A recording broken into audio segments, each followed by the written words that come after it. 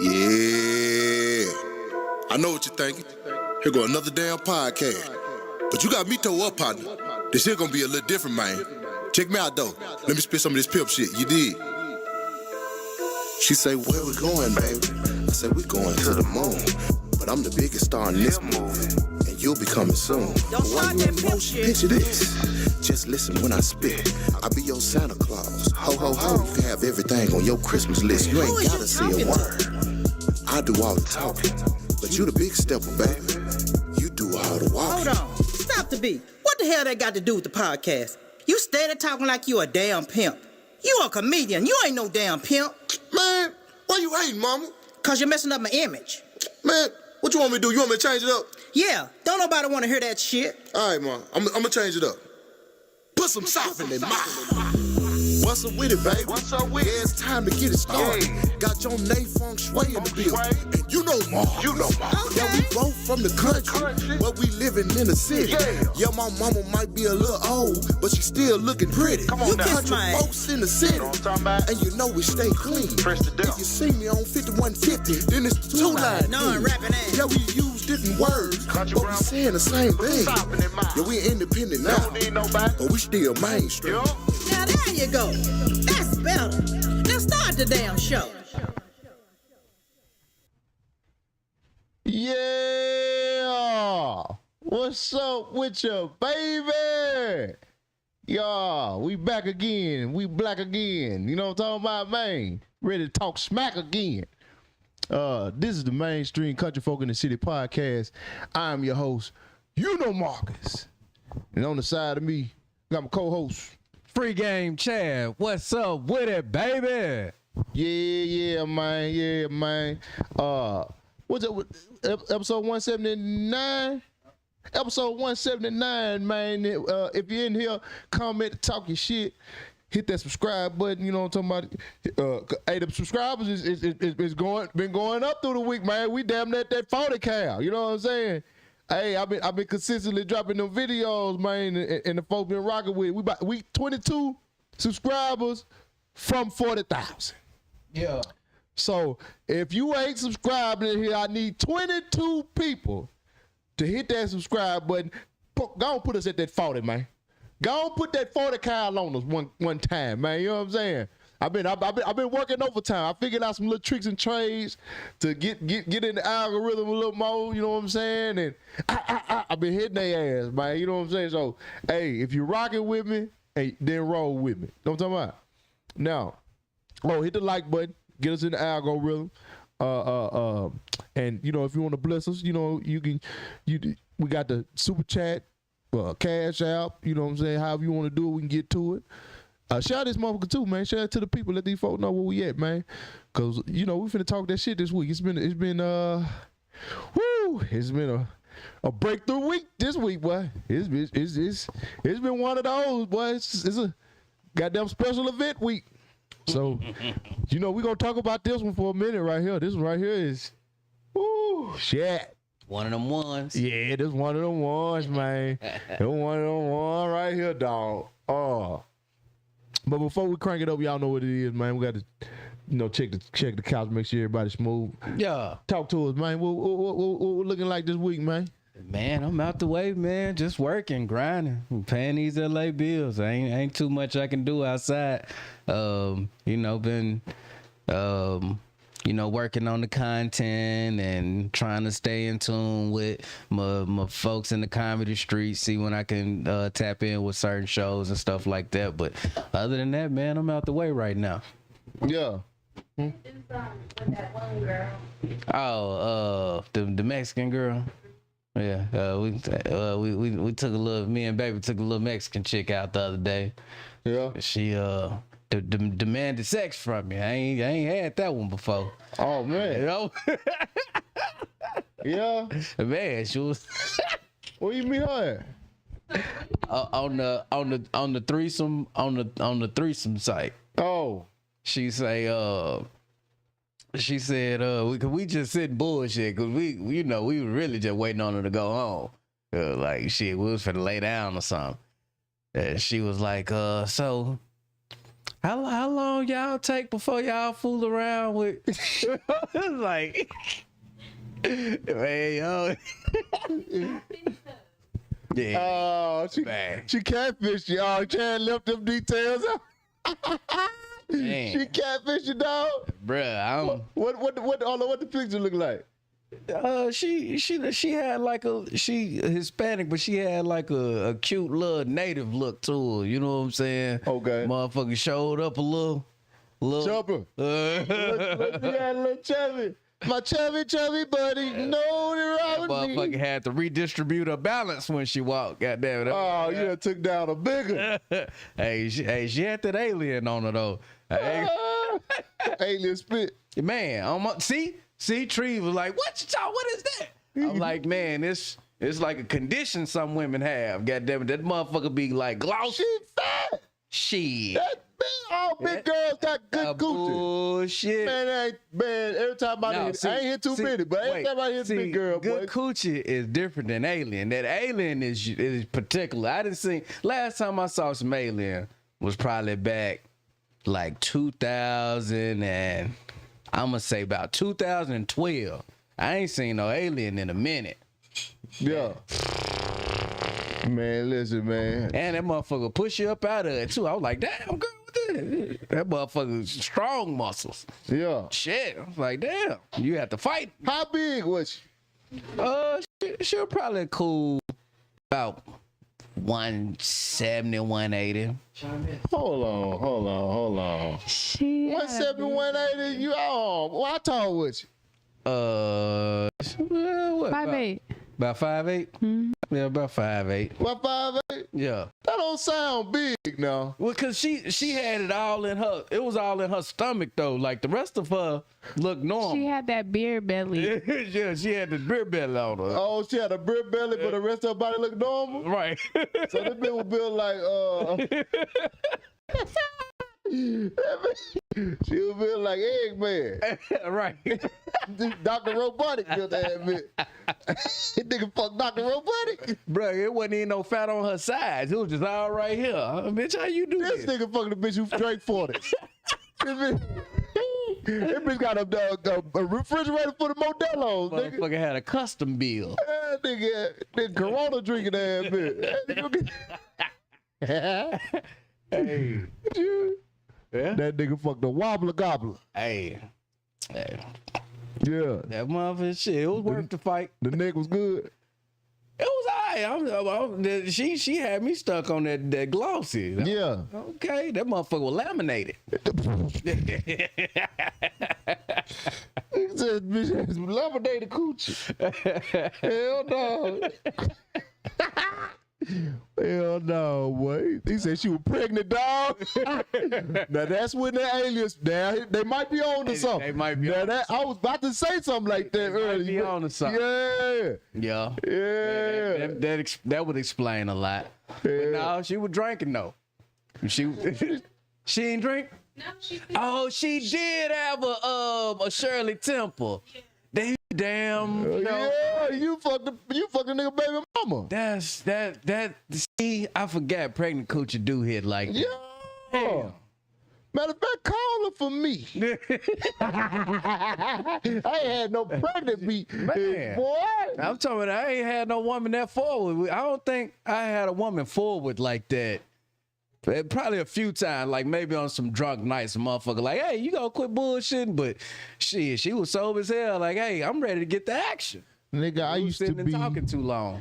When I got my first piece, I used to be a baby mama coochie assassin. Oh yeah. Ooh, I come in that motherfucker sniping one. Mm-hmm. Oh my God. I'm talking about I be sniping me a baby mama. I'm talking about I go in the club looking at bellies.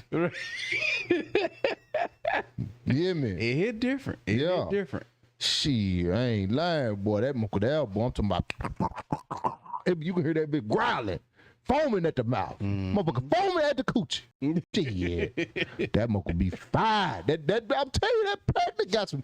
Man, I don't know, man. I don't know if I was gonna say some obscene shit. That was. It's some ridiculous shit, dog. I don't even want my imagination with some crazy places. I know it. I don't want what you was finna say. Especially coming off the city trial. We can't say no crazy What is that baby in there doing, man?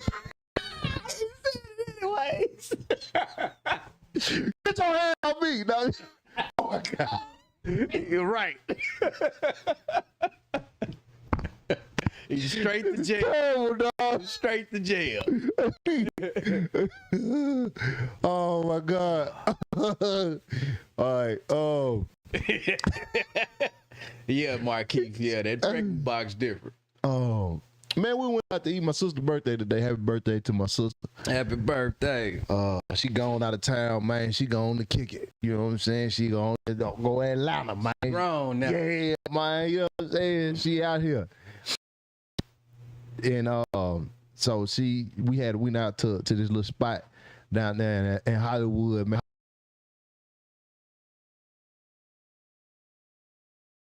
Views to the little restaurant, you know what I'm saying? They was like, oh man, overpriced that shit, man. Then they charge you automatic gratuities, and I went in there and shit, man, that movie was hitting, everything was hitting, and I thought about it more. I said, there must have been some of my niggas from the South. They came down there visiting and shit, and like, they based that shit up on the price. They was like, well, man, this shit nasty now. Because I was looking at the price. I'm like, ain't too many places you can eat in LA that's like, especially if it's a nice place. Right. You know what I'm saying? Like that, they prices was pretty standard. Yeah.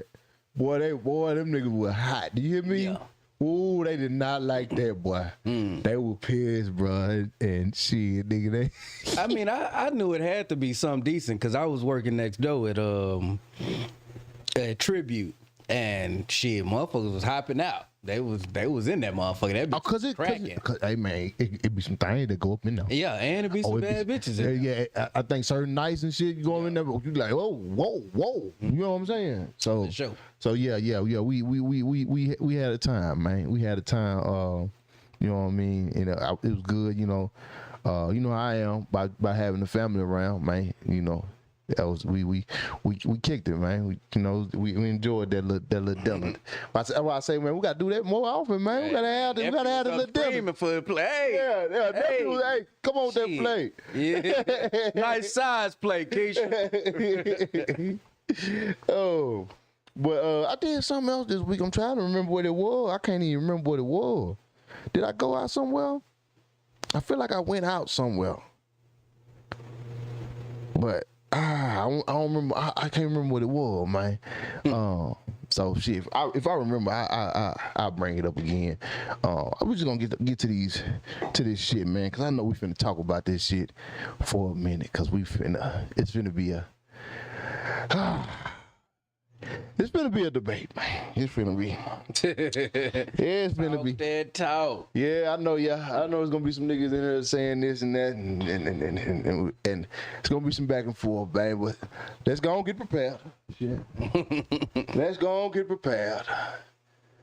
I said, when this decision hit today, I said, "Ooh, Lord, me and the goddamn fan base finna be at it." Yeah.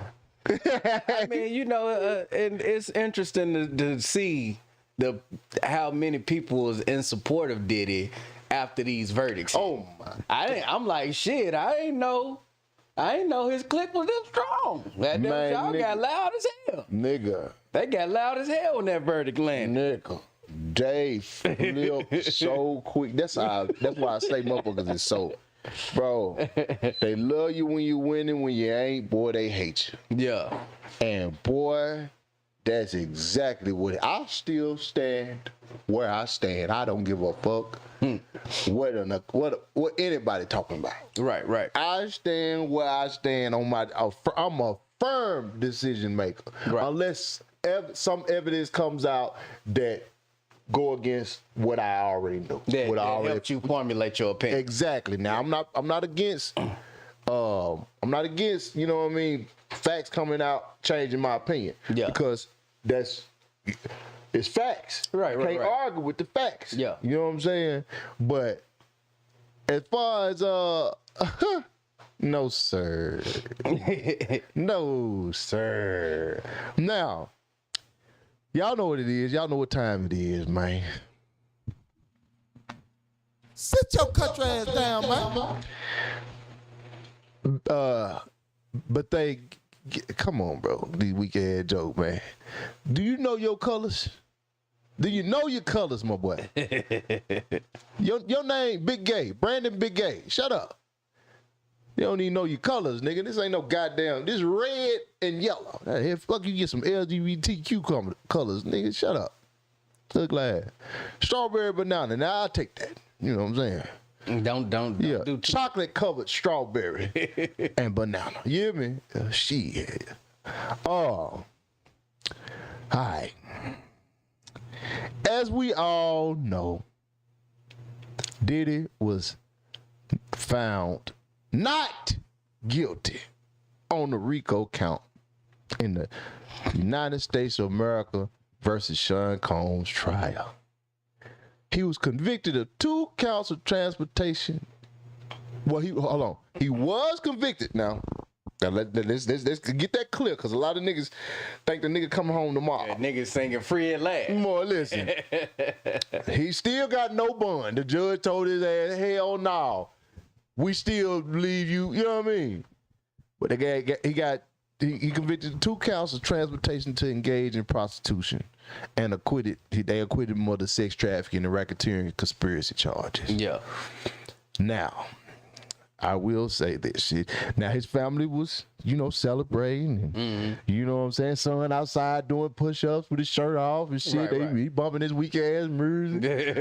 we don't know nothing about. What is this, boy? Get this shit out of here. And what got me with the craziest shit, it was niggas outside pouring baby oil. Baby oil. On niggas. Niggas was pre-freaking off. That was pre-gaming for the freak off. Getting ready. I said, man,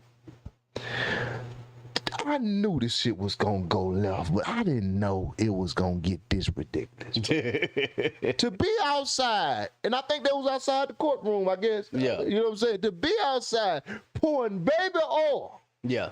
What kind of influence? See, I knew him winning was gonna bring the weirdos out. When I tell you niggas finna be doing all kinds of weird shit, niggas was online saying, oh man, I can't wait till the next freak off. man, the first one gonna be, oh man, when he jump out and put it's gonna be cracking. Whoa. What are you niggas talking about? Have you been listening to this trial? Bruh. Ain't no way I would want to be around. First of all, this nigga's gonna have his eyes everywhere. Yeah. On you. And then he gonna take your kids and rub them on his chest. The jizzler. Why do you want to be participating in and around that? Anybody. This nigga is this. Y'all have shown me how disgusting y'all are as a society time and time again. When y'all niggas start eating ass and telling people out loud, I knew it was going down here.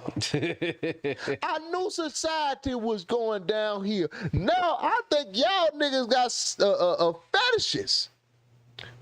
That didn't turn y'all off not one bit. Diddy publicly, telling y'all that Diddy was getting a skeet on his nipple didn't turn you away from that nigga altogether? At all. When I heard that, I was against that nigga in everything.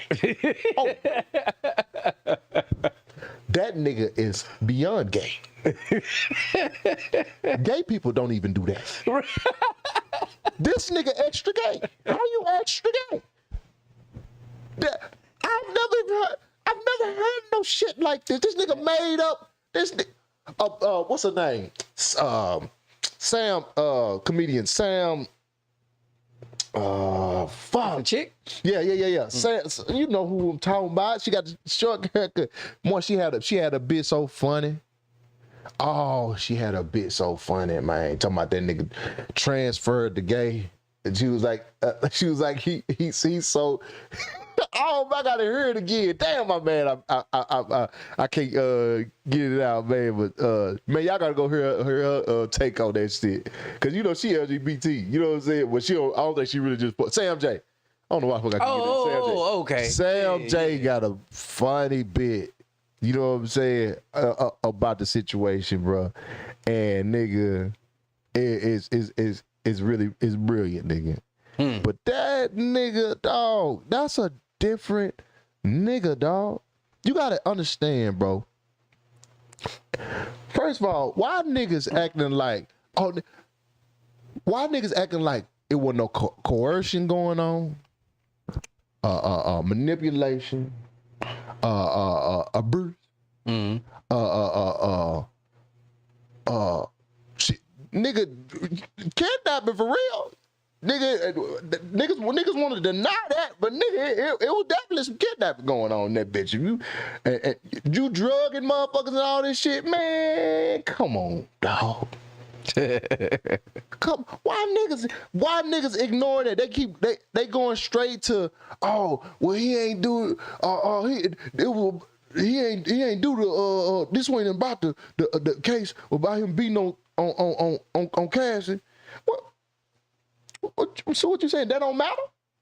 That he was consistently beating on motherfuckers? Well, those ain't got nothing to do with the charges. But those are just despicable traits. But we're talking about him. People still being interested in him. Right. Yeah. You know what I'm saying? Like, it don't deter you away from, it don't, like, nigga, if certain characteristics about a motherfucker, you hear about him, you like, nah, I can't ride with this motherfucker, man. This nigga got bad. This nigga's a terrible person. Right. You know what I'm saying? Well, and you know, the people's desire to be in the mix and or to be around an opportunity is vast. Right. You had the one little dude kill his mama over the insurance money. Right. Like, we're in a society of those people. So you mix some beautiful women, some financial opportunity and gain. Some motherfuckers out here who like shit. You know, they want to be on the side of it. It don't matter what the nigga do. Put a little nut on his nipples. You know what I'm saying? Right. It don't even matter what the nigga do. They want to be on the side. This nigga threatening, blackmailing motherfuckers. Bro, what are we talking about? Why we acting like this nigga was like outside of the abuse, he was a hero? Get the fuck out of here. Sidebar. Something that's always confused me about movies in particular. It's always a leader of a gang or a mob or something. And he do heinous shit to his crew. He'll shoot a nigga in the head and everybody still standing there like, oh yeah, we still got your back. Nigga. Like, I was wondering how that stayed like a theme throughout all movies with a big head of the gang. Like, niggas. Right. And so if that's still a viable concept, right? Imagine you change that and place in freak, money, opulent lifestyle, luxury experiences. Shit. If niggas is still work for a motherfucker that'll cut your hand off for making a mistake, man, imagine what that do for some money. Get that nigga out of the leadership role. This nigga is taking advantage. That's what I'm saying. And then the people get on here and say, like, the more they get black men with the man act, the more likely they'll get me and you with the man act. No, the fuck they won't, because I don't do shit like that. And I'm not trying to normalize shit like that. Are you crazy? Y'all got to stop putting yourself in position of every black man. When niggas is committing real crimes, you ain't even committing. You trying to put yourself in the position of them. Nigga, you not them. Yeah. You not doing the things that they doing. Right. Now, if you out here blowing motherfuckers' cars up and threatening blackmailing their parents and killing your ex bitch, all these things that these niggas, these niggas did. Okay, defend your boy. Who you think sung I Think I'm Big Meech? Larry Hoover, the loudest in the club. Niggas is going to work in the morning. They sung it the loudest. Man. If motherfuckers want to be in line with things that they are nothing like at all. Man. But, or and a lot even of worse, wish they were. Man. A lot of niggas on some hit dog holler shit, and that shit weird. Why is you hollering and you ain't even, you acting like you hit. Nigga, some of you niggas is acting like you hit. They said these trials are representing every black man. No, the fuck they're not. They represent a nigga that actually did some shit. What we talking about here? Why is we acting like this nigga innocent, bro? If they was if it was something that we're supposed to align with the plight of the black man, he'd probably been convicted on all charges. Man. But because he's a person of power and influence and a lot of money, he can have things kind of go his way. That nigga acting like, whoever that is, you acting like, is you a woman? Because that's the most non-accountable shit I've ever heard in my fucking life, dog. What is we talking about, bro? What? What the fuck is we talking about, bro? Man, that nigga is not a representation of me, bro. I'm just, you not finna put that on me, bro. Right. The things that nigga's done, he's not a representation, and I'm not finna let nobody. Ain't that a form of cooning? Huh? Ain't that a form of cooning? Man, bro, y'all not finna put no nigga up here that's a ridiculous representation of a black man doing the weirdest shit, craziest shit, and then say, oh, he represent all. No, the fuck he do not. We don't have the same morals and principles, dog. I don't give a fuck how much money he made. I don't give a fuck how much money he made. Right. He is not a representation of me, and you not finna force that. Y'all stop. Y'all gotta stop. Y'all gotta learn that you're your own people. Stop putting y'all praise motherfuckers so much, bro. Yeah. That you want to be like them. That's why you say shit like that. You're a representation of me. No. I'm my own person, bro. Right. I'm my own person. If you're a stand-up nigga, I ride with you, but I'm still my own person. Yeah, I don't know if it's too many people that I want to be a representation of me. Man, you can't align with 100% of something about a person, or exactly who a person is. That's why I don't care for the Republican and Democrat. Right. Because both of them got some fucked up policies. Yeah. Yeah, man. That's like saying MLK or Malcolm X is infallible. So, I want to be exactly like them 100%. Man, that'd be crazy.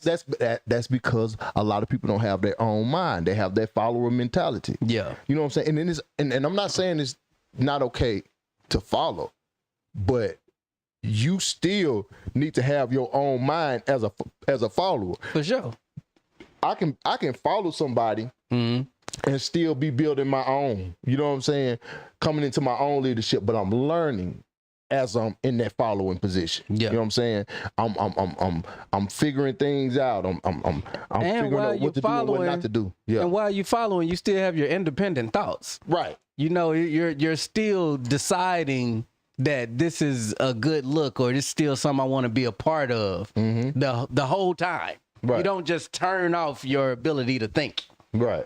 Like, oh yeah, this was safe to do and participate in for the last 5 years. So shit, I can stop thinking for myself altogether. Whatever you move, I move, just like that. Right. Exactly. That'll be some crazy shit. You niggas want to be niggas' shadow, and that's just some weirdo shit. It's a dangerous way of thinking. Bro, I'm not going to respond to you because you just sound ridiculous, bro. You know who you are. I'm not even, you just saying shit, bro. Sometimes, and that's another thing. Sometimes, niggas, I realized also, some niggas just get in here to try to, like, rage bait you. Like, they just say some shit that's ridiculous. Yeah. Ridiculous. Mm-hmm. You know what I mean? Just to try to bait you. Nigga, no. I don't give a fuck what you talking about. You sound stupid, my boy. You know what I mean? You sound stupid. Anyway, yeah, this case right here, it was it just, I get it. You know what I mean? Yeah, you feel like they was trying to railroad him, and that's fine. If you feel that way, you feel like they were trying to railroad him, but and they didn't get him on charges that you feel like didn't fit him. Cool. Mm-hmm. But my nigga, to act as if this nigga is completely innocent. You just forgot everything. You just gonna forget everything? You'll still let him babysit your kids. What? Nigga, to say I will go to a freak-off? Man. It's crazy. Y'all just want to be in proximity of money and celebrity. For sure. That's what it really boiled down to. A lot of you niggas just want to be in proximity of that because you feel like yourself, you can't accomplish these things. So I just want to be around it. I want to feel it.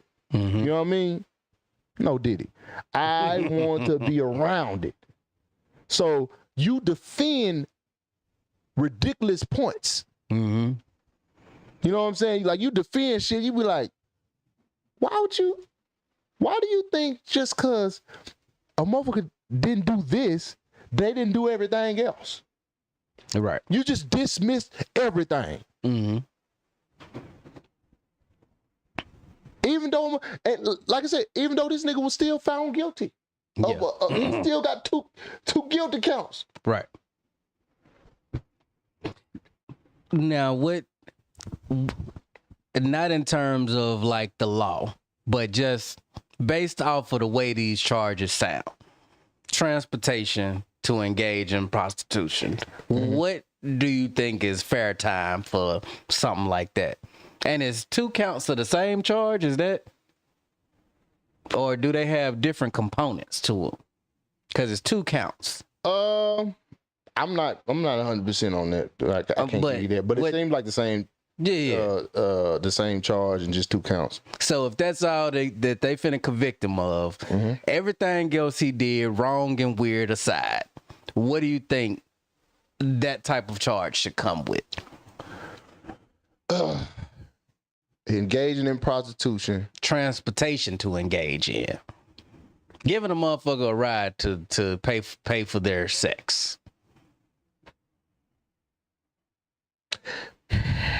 To give a motherfucker a ride to go, that's not no major crime. That's not really nothing. That's like we gonna get your ass. Each one holds up to 10 years. Yeah, that's some. We gonna get your ass something. That's like you ain't walking out of here scot free. That's one of them charges. Yeah. Yeah. I don't feel like that should be no major time behind those particular charges. You know what I'm saying? But you know, shit, they might hold everything else, the other crimes against him, and max him out. We don't know. Yeah, and that's kind of how our justice system works when it comes to black men. And I feel like that's what a lot of people are trying to get at. But in terms of talking about black men being targeted, there is something to be said for what they pull out the woodworks when they get their hands on you. Yeah. If they just out here trying to take black men down, and and this somebody who don't deserve to be taken down. When they open up the skeletons in their closet, it shouldn't be no shit like what came out in this case. Yeah. Like this, you know what I'm saying? Like these are the type of things where you're like, I don't know if I can support this. Yeah. You know what I'm saying? Like, he black, yes, correct, but I don't know if I want to align myself with being okay with this. Right. Exactly. And that's my point, dog. Are we defending everything? Because at some point you got to say, all right, this nigga ain't with us. Like, if you have a group and you have a gang, all right? Yeah. Now, y'all all go by a specific code. Mm-hmm. Y'all move in sync with each other. You know what I'm saying? And this nigga does something that goes totally against the code. Right. Like, say one of the codes, no snitching. Right. And this nigga get caught up in a situation and he snitch on somebody in the crew. Mm-hmm. Are you saying like, man, we gotta ride with this nigga, we gotta have his back, man? You know what I'm saying? No matter what, bro. Right. You know what I'm saying? But He broke the rules, but fuck that. He broke the rules, but he's still a part of us. Yeah. No. We ousting that nigga. Right. Get him out of here. And we get to disassociate. We at the least bit, we separating ourselves from it. For sure. You know what I'm saying? Now, anything else, you know what I'm saying? That's according to our rules and however we regulate. Typically, we get rid of somebody like this, but we care so much about this one. We ain't gonna get rid of him, but we go at least stop fucking with him. Man, you know what I'm saying? So when you get to doing certain shit, bruh, my brother, you are on your own. Right. You know what I'm saying? When you get to doing certain shit, it's like, man, hold on, bro. Cause this is what motherfuckers not understanding. You're endangering other black people. Right. How does he get to still be praised and he's putting other people's life in danger that's black? Right. This nigga, you fucking over niggas. They trying to railroad a black man. But... Okay, but he railroaded niggas. Right. they trying to railroad a black man that railroaded other niggas. This man is radioactive at this point, and you're like, oh, let's keep him around. So he get to tear down everything I built because he black. Man, bullshit. You know what I'm saying? Nigga go destroy everything around you because you want to keep him around because the nigga got money. Man, y'all the type of niggas that be like, free Charlie, and Charlie done killed 10 niggas for no reason. Nigga got 10 bodies. Free Charlie. No. Leave Charlie ass in that goddamn penitentiary because he is no good for society. As soon as they say some shit like free psycho, like why? Huh? Man, what? Y'all called a nigga psycho for a reason. You know what I'm saying? Y'all niggas be sounding so ridiculous, bro. I'm not riding behind no nigga. If you, like I say, if the nigga get you know what I'm saying, he don't get no time or you get time served, good luck. But nigga, I'm still not like, oh yeah, my nigga, they free. No. Yeah. Ain't no, nah. This is something similar. To my knowledge, T.I. got out of all of the charges of his allegations with the situation of them like trafficking or something, wasn't it? Mm-hmm. And he lost a lot behind it. And even after these charges was dropped, nobody apologized to him. He didn't get none of that back. He kind of just left like, all right, well, shit, you got out of it, but shit, we don't care to rally behind you or have your back. Like, this is the opposite of that, and it's in a weird way because you see the character of this guy. And that's been fully exposed. Right. And y'all are speaking out behind this flawed character. And then with that guy who y'all rocked and rolled with for 10, 15, 20 years. How long till y'all been out? At least 20? Yeah. A cool little 20-year run. No, it's more than 20, but yeah. You know what I'm saying? Yeah. So we have 20 years of seeing this man's character, and y'all just like left him like, fuck him, do it. you shouldn't have the allegations. Yeah. Yeah, man. And do you believe that is that because times changed or you know what I'm saying? I don't think T.I. has the type of celebrity in people's minds that Diddy has. Diddy is almost like a mythical figure at this point. You know him for his parties. You know him for his ability to change your life. You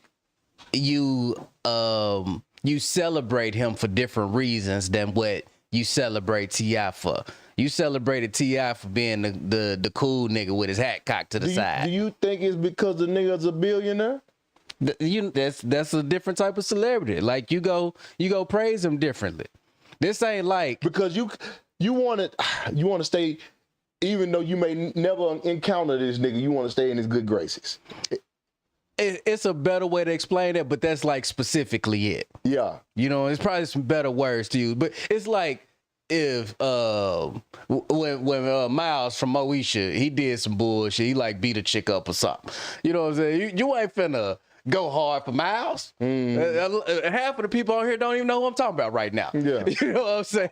Huh? Marcus Polk. Yeah, you know what I'm saying? A lot of motherfuckers don't even know who that is. So if you went to bat for him, they'd be like, oh yeah, this nigga tripping. But somebody like Diddy, like, well shit, hey, Diddy changed my life though. So yeah, that's what I'm saying. Niggas be having these fantasies of one day I might encounter this nigga. You know what I'm saying? Like, I don't know. I fuck around, might get in a freak off one day. I don't want to have this on my record that I said this about the nigga. Woo, woo, woo. Nigga, I don't want to be, when I say I don't want to be associated with certain niggas, I don't give a fuck if they seen anything that I said. I don't care, bro. Because I know I can make my own. I can figure shit out on my own. I don't have to.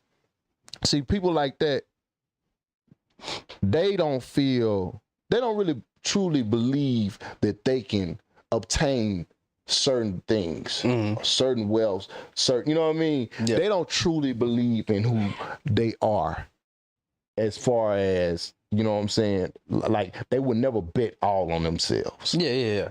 And they're probably not actively invested in themselves anyways, and don't have no future plans to invest in themselves. Yeah. They're most people have to, just based off of the mistakes that they made in life, they have to do something that's secure. Yeah. Working a 9-to-5. Going to college but trying to become a corporate person or being at a factory job. Like, if these are the type of decisions that you've made, your whole life. It takes a different type of person to realize, like, looking in the mirror, that they've signed up to do that for the next 30, 40 years. I don't think everybody realized that they done locked into these type of plans. They just wake up one day at 50 like, God damn, I worked my whole life away. I ain't even try to bet on myself. Right. I never died. Shit. What the fuck? Yeah, man. Yeah, that's. I just don't understand that, bro. I don't understand that mindset. It's such a strange times for me now. Like, because the type of men that we have out here today, they really don't stand on being solid men. They want to, I don't know, it feels like they want to be associated with motherfuckers, just like they desperately want to be associated with motherfuckers. You know what I'm saying? To the point they'll go against any morals or principles. You know what I'm saying? That I don't feel like niggas don't got that no more. I don't feel like niggas stand on business no more like they used to. Yeah. You know what I'm saying? Remember we used to stand as a man, like, nigga, like, no, I stand firm in this decision. Yeah. This is my opinion. Fuck what you talking about. Right. Niggas so easily swayed behind influence, money. You know what I mean? Even the motherfuckers they don't even know, dog. Well, I've taken to separating people. I separate the internet black man from the out the way working class black man. Mm-hmm. You know what I'm saying? I feel like the majority of internet black men are whimsical like that. Yeah. They probably weren't raised by men. They are showing out on the internet looking for an opportunity and don't care how it comes. Yeah.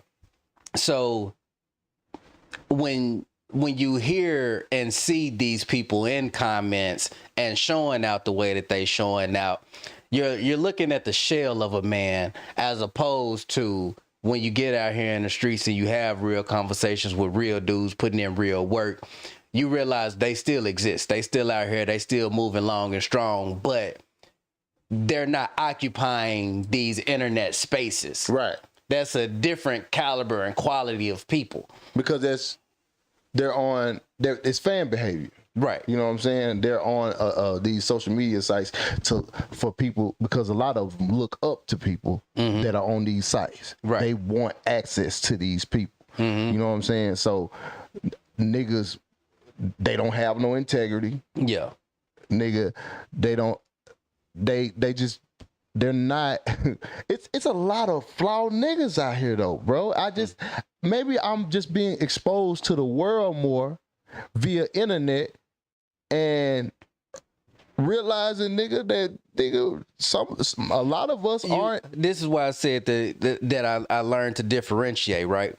So think about what you did before you got to the internet. Mm-hmm. Who were you? What were you standing on?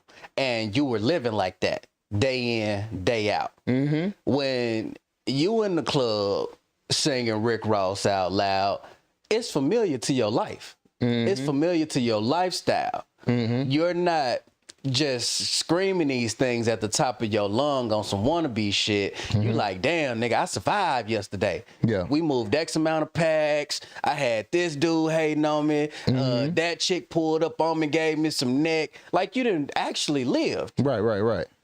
Then look across the street at the motherfucker who been typing on that computer the last 30-something years. You know what I'm saying? Like, we've been actually living life and putting in work outside of the internet.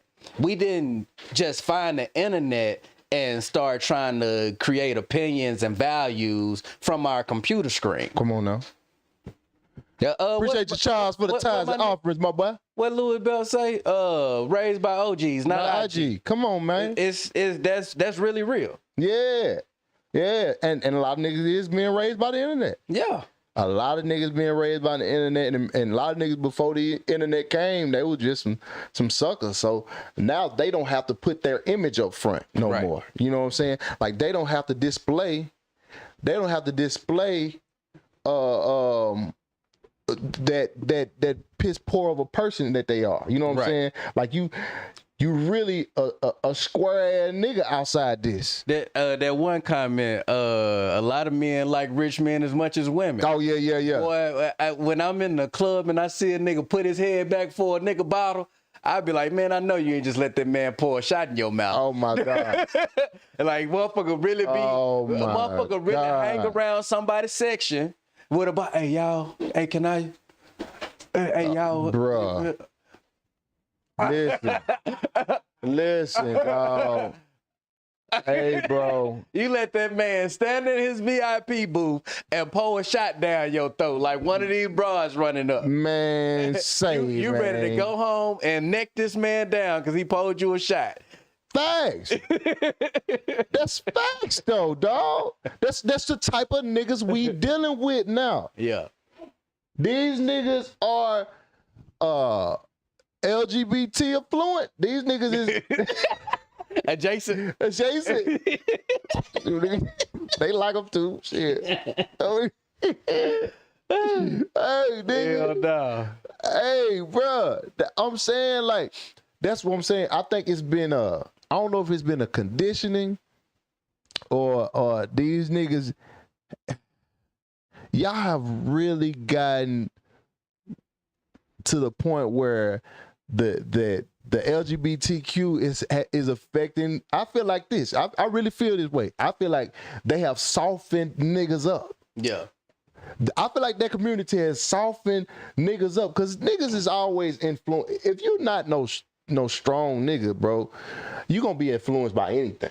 Yeah. If you have it around you constantly, you go because realistically, any nigga can be influenced by something. You know what I'm saying? Like, I think as a whole, it's going to affect everybody to a certain degree. Yeah. It's just gonna make different because society weakens. Right. You know what I'm saying? Different when decisions you molding yourself around that, right, society weakens. Right. Because we're falling to their demands. Right. They kind of controlling the narrative of everything. Yeah. You know what I'm saying? Like, think about all the pawpaws who, if you had a little switch to you, you wasn't allowed in the house. Yeah. But now that's grandma and grandbaby. Yep. And you can't be beefing with your wife now. Mm-hmm. And she want this little flimsy nigga in the house. Mm-hmm. And so now Pawpaw done had to he done had to bite his tongue. Right. And he sitting up in the house steaming. And then, you know, after a while, after he see the third broken wrist, he like, shit, it's a thing now. You know what I'm saying? I can't be bothered by it no more. Right. And see, this is what I mean when it's a lot of niggas that ain't got no critical thinking skills. This nigga said, hell no, Maaacus, a straight man can't be influenced to be gay. Hell no, brother. It's even gay. You said that. I never said that. Nobody say that. You do not have any critical thinking skills. That never came out of my mind, bro. I mean, out of my mouth, bro. Or your mind. Or mine. Like, I mean, that wasn't even a thought, bro. What you talking about, bro? I'm saying, y'all be making up y'all own scenarios in y'all head, and y'all force them out of my mouth. Y'all, oh, Maaacus, I know Maaacus said this. No, I didn't say that. I didn't say that. If you take the time, and this is for a lot of y'all, if you take the time and go back and listen, because sometimes y'all niggas got to hear it 2-3 times for you to understand. Some niggas will never understand. If you go back and listen to what I said verbatim, you'll be like, oh shit, I'm tripping. I've had that happen before. So I'm not above that. I've heard somebody say something, and I'm like, what, this nigga tripping? And then I go back and I'm like, oh shit, that nigga didn't say that. I'm tripping. That nigga did not say that. I just put that like, bro, what we talking about, man? What we talking about? Yeah, this what I'm saying. That's influencing, making people more emotional. You know what I'm saying? Like, it's treading the line a little bit. Mm-hmm. Because we're becoming more susceptible to everybody else's feelings instead of staying strong in who we are. Right. You know what I'm saying? We're falling into, okay. Okay. It's like this forced apathy. Yes. You have to be aware of everything. And you didn't have to worry about the world's problems, bro. Mm-hmm. We got to worry about the world's problem now. We used to worry about what goes on in our family, you know what I'm saying, extended and immediate. You know what I'm saying? That's what we worried about. We focused on that. We focused on building in that. Mm-hmm. Now we got to worry about, oh, man, fucking Iran, man. We got to, pray for the, we didn't even give a fuck about none of that shit, dog, because we had problems of our own. And we focused on and we built from there. Right. But now we've spread all that, bro. Mm-hmm. We spread our own feelings for just like back in the day. Fuck it, I don't care. Back in the day when niggas used to go in the military, right? And they was doing us bad. Yeah. I'm talking about bad here. Mm-hmm. Nigga, you go out to the military, they treat you fucked up that way too. Right. But you left to go deal with other people's problems instead of staying with your own and focusing your own and helping your own. Right. And that's what they've conditioned us to. For sure. To caring more about things outside of us than what's going on here. That's why niggas can't focus on being a man and solid within, because they worry about what's outside of them. Well, you know you have to force it on a person when the consequence for saying no was prison time. Mm-hmm. Because you was either going to not focus on your family in Vietnam, or you go not focus on your family in prison. Mm-hmm. Which location do you want your focus on your family to be taken from you at? Right. Because it's going to happen. You're doing one or the other. Mm-hmm. So that's how these things were initially forced on you. So now it's just everywhere you turn. Right. Because after you break it to a certain extent, you don't have to uphold it with that type of force anymore. Mm-hmm. Right. Yeah. Yeah. They taught you. They taught your grandparents. Your grandparents instilled some of this shit in y'all ass. Man, but I mean, propaganda, motherfucker, dog. They know what they be doing, bro. They know what they be doing, and you can't see it. You can't see it. For some strange reason, a lot of you niggas can't see things happening in your face. Yeah. And I never understood that. Yeah, that's that saying. You can't see the forest for the trees. Man, it's you like letting them motherfuckers do. You just see the 10 trees around you, but you're not imagining what this body of woods look like outside of your immediate problem. And you steady sitting right here focusing on what's right here in front of you, not realizing it's a whole world outside. Man, that's what I'm saying. They got you distracted with with the carrot. Right. the carrot on the screen. Your ass walking through a wilderness with beasts, and you looking at this carrot. Boy, finna get your ass snatched up. I came up with my own right there. I don't know what that was. That was my own, but it was good, nigga. Fuck y'all. It was good. They done walked you into the wilderness with a carrot. You steady chasing the carrot. You ain't even looking around. You started off from home. You letting them motherfuckers direct you. Tell you where to go. Teach you how to be a fucking man. Right. You following niggas that ain't even men. Standing, I'm gonna stick beside him. That's what you niggas doing. I'm gonna stick beside him. Did it? I'm gonna stick beside him. That's my brother. This nigga don't know you and don't give a fuck about you. If you was in one of his freak offs, he would have put dick on you. You don't want to be that nigga partner unless you want him to put dick on you. You would have been a slippery mess. You want to be beside the nigga that was gonna fuck you if you would have been around him? You crazy in the son, bitch. You niggas crazy in the son, bitch. I'm talking about make you fuck. You niggas is different, boy. You niggas is different, I'll tell you that. I give you that. You niggas is not men. No, a lot of you niggas is not men no more. They don't. So a lot of you niggas don't even like women. You don't like women. That's why you was praising this shit. You was, oh, yes, beat the bitch. Man, fuck that. I don't give a fuck about him beating the bitch. He didn't do that. Well, goddamn, nigga. Well, God, I love bitches. I don't know about y'all. I love bitches. Do you hear me? Oh, man. Oh. Praise the pussy. Oh, yes, sir. Praise the pussy. I can still stand on being a man and love women, though. Did you know that? That's one of my soapboxes.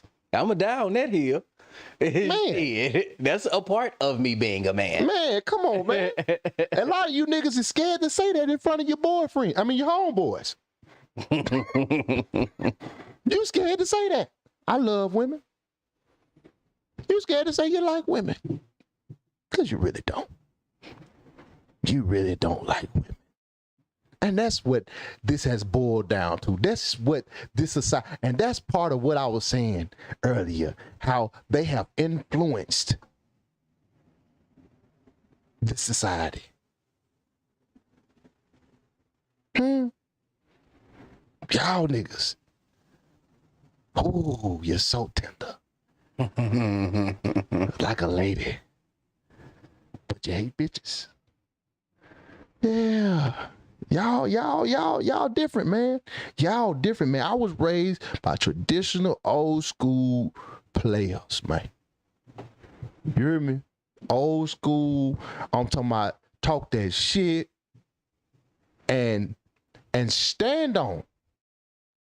They stand on loving they woman and still being a nigga that'll knock your motherfucking socks and drawers off. You hear me? And not the way you think, faggot. See, they done taught y'all to think about everything being gay too. Yeah. Anytime you say something even close to, oh, pause, no Diddy. No, they done trained you niggas to say that. Everything gay to you, because that's all that's on your mind. That's all that's on your mind. That's why I say, so the community done influence you niggas. Yeah. Mm-hmm. Whether you believe it or not.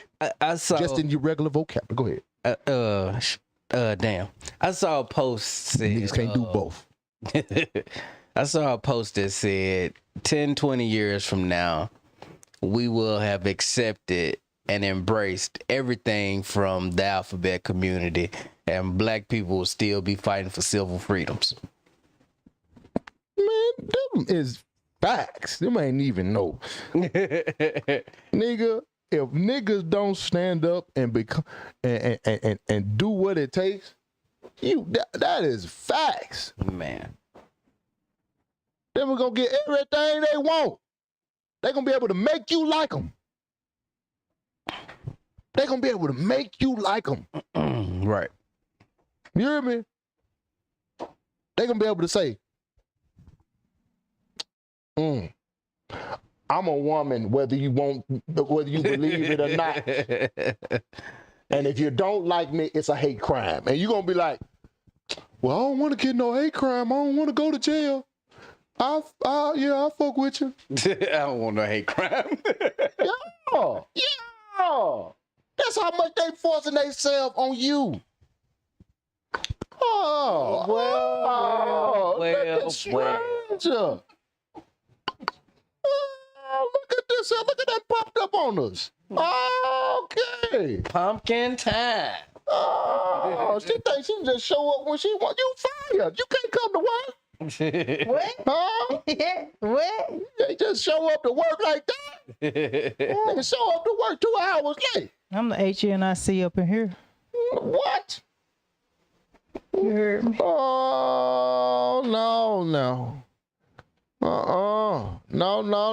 You can't do that now. Y'all, Johnny Booger is in the house. Give it up. Yeah, say hello to Johnny Booger in the building.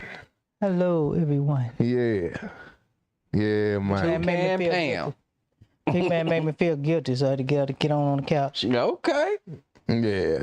Y'all ain't seen it in a while. I say, ooh, you just done abandoned the folk. Yeah. You just done It's been abandoned. a month of Sundays, ain't it? Mm-hmm. I say, damn. Shit, the Jonay ain't no more Jonay. She gave up. She said, shit, this ain't her rated the show right here. This ain't her rating right here. She said, this right here too R-rated. Yeah, y'all be doing too much now. Yeah, see what I'm saying? Way too much. Yeah. It's all good. Anyway. Hey, don't worry about why I'm walking around here rough and rugged. I walk around here rough and rugged because I can, motherfucker. I'm a man. I go back to what we said. Remember men used to walk around, nigga, lumberjack face, nigga. They didn't have to be pretty. Remember them days? Remember niggas didn't have to walk around this bitch. Oh, man, I gotta make sure I come out the house. I gotta look presentable. Like, no, nigga. Prime and primp. What? That's what you niggas done got so conditioned. Y'all don't even know what a real nigga supposed to look like. Nigga, I'm a real nigga. I ain't gotta get no goddamn shave every week and all this. For what? For what? I can get bitches like this. I don't know why you don't do it yourself. Oh, I don't want to. You gotta go to the barber. You could do I that don't want yourself. to. Shit. I'm comfortable in the skin I'm in. That's not about your skin. I'm just saying. I ain't gotta go get no fake abs or none of that shit. Well, you look down in my stomach like I got some. So You a public figure. Well, they finna publicly figure out that I don't give a fuck.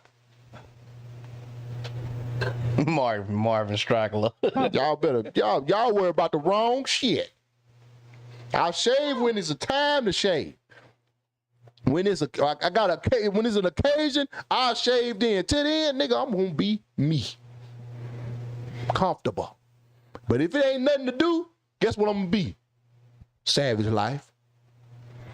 Women say savage life. I'm gonna be in hibernation mode, ho. You goddamn right. Oh. Fuck, I'm trying to impress. I ain't trying to impress no damn body. I'm in grind mode. When I used to hustle in the streets, I used to come out that motherfucker, walk to my Wolverine.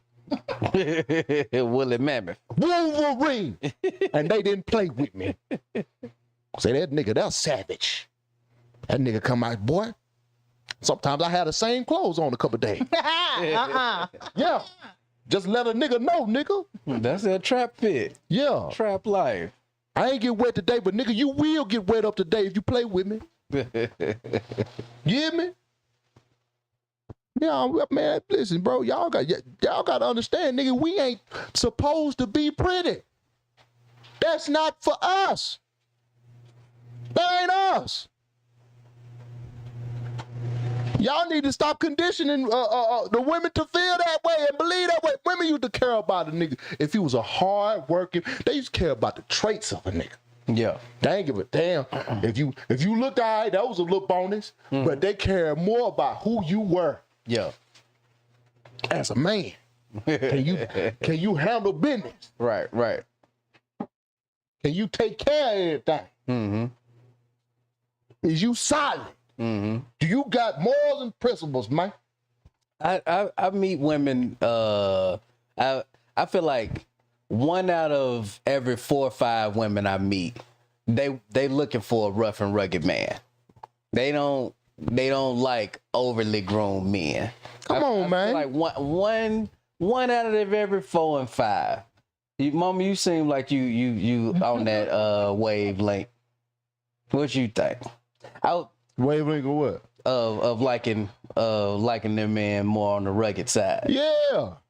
Yeah, gotta have a little thug in him a little bit, not a lot. Yeah. A little bit. Yeah, man. I'm telling you, man, women want. We gotta know that they're gonna protect us. Women want manly men, bro. Ashy don't mean protective.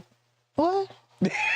Yeah, that's a layer right there. That's a layer of protection, nigga. You ashy. You know what I'm saying? You gotta get through that ass, nigga, first. You know what I'm saying? Look, guys, some callus built up. You know what I mean? Most of them do. Yeah. Yeah, man. I'm just saying, man. Yeah, you got what's her name? who? One of the female comedians. I was talking to her at Grandmaster's one night. They were doing a red carpet event, and I was flirting with her. You know what I'm saying? Like, she was like, "Shit, huh? I don't know if you can handle my interests. The men I date gotta be okay with fooling around men." I was like, "Oh, See what I'm I saying? was like, oh." You see what I'm I saying? never hit that. You see what I'm saying? I'm good, baby. Do you see what I'm saying? That is what we're boiling down. That is what y'all letting society fall weak to bullshit. Y'all just letting it fall by the wayside, man. Because we have gone too prone to the community. Yeah. And what they want. Right. I ain't never heard no woman want no bisexual nigga until these past couple years. Man. I never heard that shit. It's out here. Now they seeing, see, you used to didn't see or hear no shit like that. But now they're so they seeing a lot of different shit, so they're growing interest in these things. Yeah. When you don't see these things, you don't grow interest in these things. That's rare that you grow interest in things. You know what I'm saying? Like that when you don't see them. You have to imagine outside of the box. You can't. Yeah, that's it's hard to imagine something that don't exist. That's why they say when they do that shit towards the kids, that's not good for them because it's conditioning the kids you're grooming them. It's grooming. Yeah.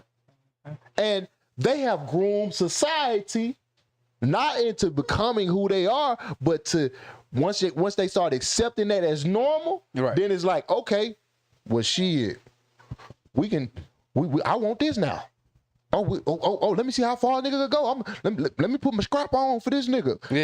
Man, you can't even play with me like that. Yeah. Man, this girl was I told y'all about this. This girl was trying to eat my booty. And I was looking at her flabbergasted. Yeah, Flabbers was gassed. Big man. I was flabbergasted. About that. Don't nobody heard that. I was flabbergasted. Oh. I was like, what? You do what? I couldn't believe it. And I was so mad, bro. Cause every time I go over there, she was trying it. She thought she was gonna wear you down. She thought she was gonna wear me down. Head was fine. She thought but her breath stank. She thought she was gonna wear me down. Yeah. That girl. Mama, why do you don't even know who I'm talking about. Went to the movies. Oh my God. I tell you, you know what I'm talking about. I know, cause that girl who? He said, I remember that breath. That's hilarious. Oh my God. And I realized why her breath stank. She probably has some shit deeply rooted in a canal. Right. In her teeth or something. Gums. Something. But nigga, that was unheard of to me till I got down here to California. No woman has ever asked me no shit like that. Yeah. I'm talking about she was persistent. To the point I said, man. She figured that, when she do that to you, she gonna turn you out. That's what I'm saying. And GBS, what you said, they so used to dealing with soft dudes. They ain't used to dealing with manly men no more. They used to dealing with fluid niggas. That's influenced by society. That they look up to this nigga. They look up to that nigga. They willing to open up their minds to this. And I'm closed-minded as fuck when it comes to certain shit. No, absolutely not. Yeah. Didn't eat coochie till I was 33. Closed-minded as fuck. You hear me? I had to taste that motherfucker. Yeah, I understand that. I understand that. But I literally waited. If y'all don't chill out. I literally waited. An hour later, when y'all done got that out of y'all. I really waited till I was like, okay, I want to try it now. Yeah. I wasn't finna, you ain't finna force your trial. Cause I had plenty of women was like, you ain't fucking with me if you ain't doing that. I said, okay. Still got the coochie. But I finessed, you know what I'm saying? But nigga, you can't force me to do nothing. Right. If I'm standing on something, I'm standing on something. Yeah. Cause that's just who I am. Mm-hmm. But see, y'all want these soft and tender ass niggas, go fuck with them. I'm fine with you not choosing me. Cause the women I want don't want that type of nigga anyway. The women I want ain't gonna deal with no shit like that. And I can accept. Okay, well, shit. I ain't gonna be able to get that bad bitch. She want a nigga to peg. No. No. Some of you niggas get in the bedroom and do anything because you with a bad bitch. Like, oh man, shit, goddamn, man, she want me to fuck, man. I feel like I told you about the chick in Vegas. I was talking to her online, and she was like, had a big old booty. Mm-hmm. She say, I just need to know that you don't look at me like I'm a girl, though. What? I was like, huh? She was like, I identify as a boy. Oh my! And I'm like, but you still got your. She was like, yeah, but that don't matter. What was she born with, Chad? She was born with a coochie. Are you sure? Yeah. Fuck. Absolutely. How did she dress? She dressed studdish? Well, all of the pictures I seen of her, she ain't have nothing but panties on. But no, she didn't. Her underclothes weren't studdish at all. You sure?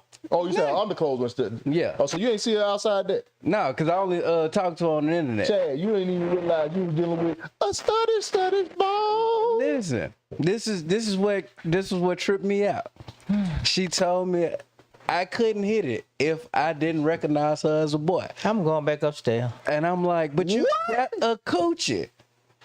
But she wanted to be called a boy. That was her thing. So what you do? Shit, I ain't never meet her. Oh, I thought you was in there motherfucker. Boy, oh boy, oh boy. I never met her. She gonna record your ass and say you was fucking. I never met her. She gonna set him up. She gonna record and say, hey, look, he was messing with a boy. You listen to him. He messing with a boy right now. I never met her. I never met him. You never met him. Right.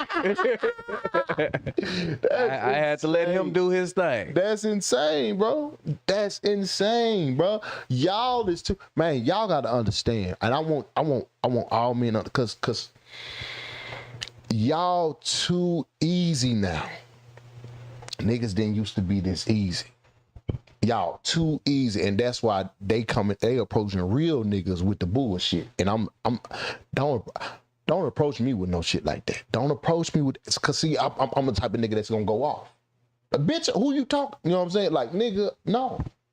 So y'all niggas need to stand on it because they gonna follow how we move. This is what y'all not understanding. You ain't gotta, all these motherfuckers that be talking, oh, you gotta do this and do that. You wanna fuck with me and all that. But if ain't no nigga out there providing that, guess what they gonna do? Fold. Them hoes gonna fold like a switchblade. You understand me? So you gotta set the tone, my nigga. You gotta let them know what's going on, man.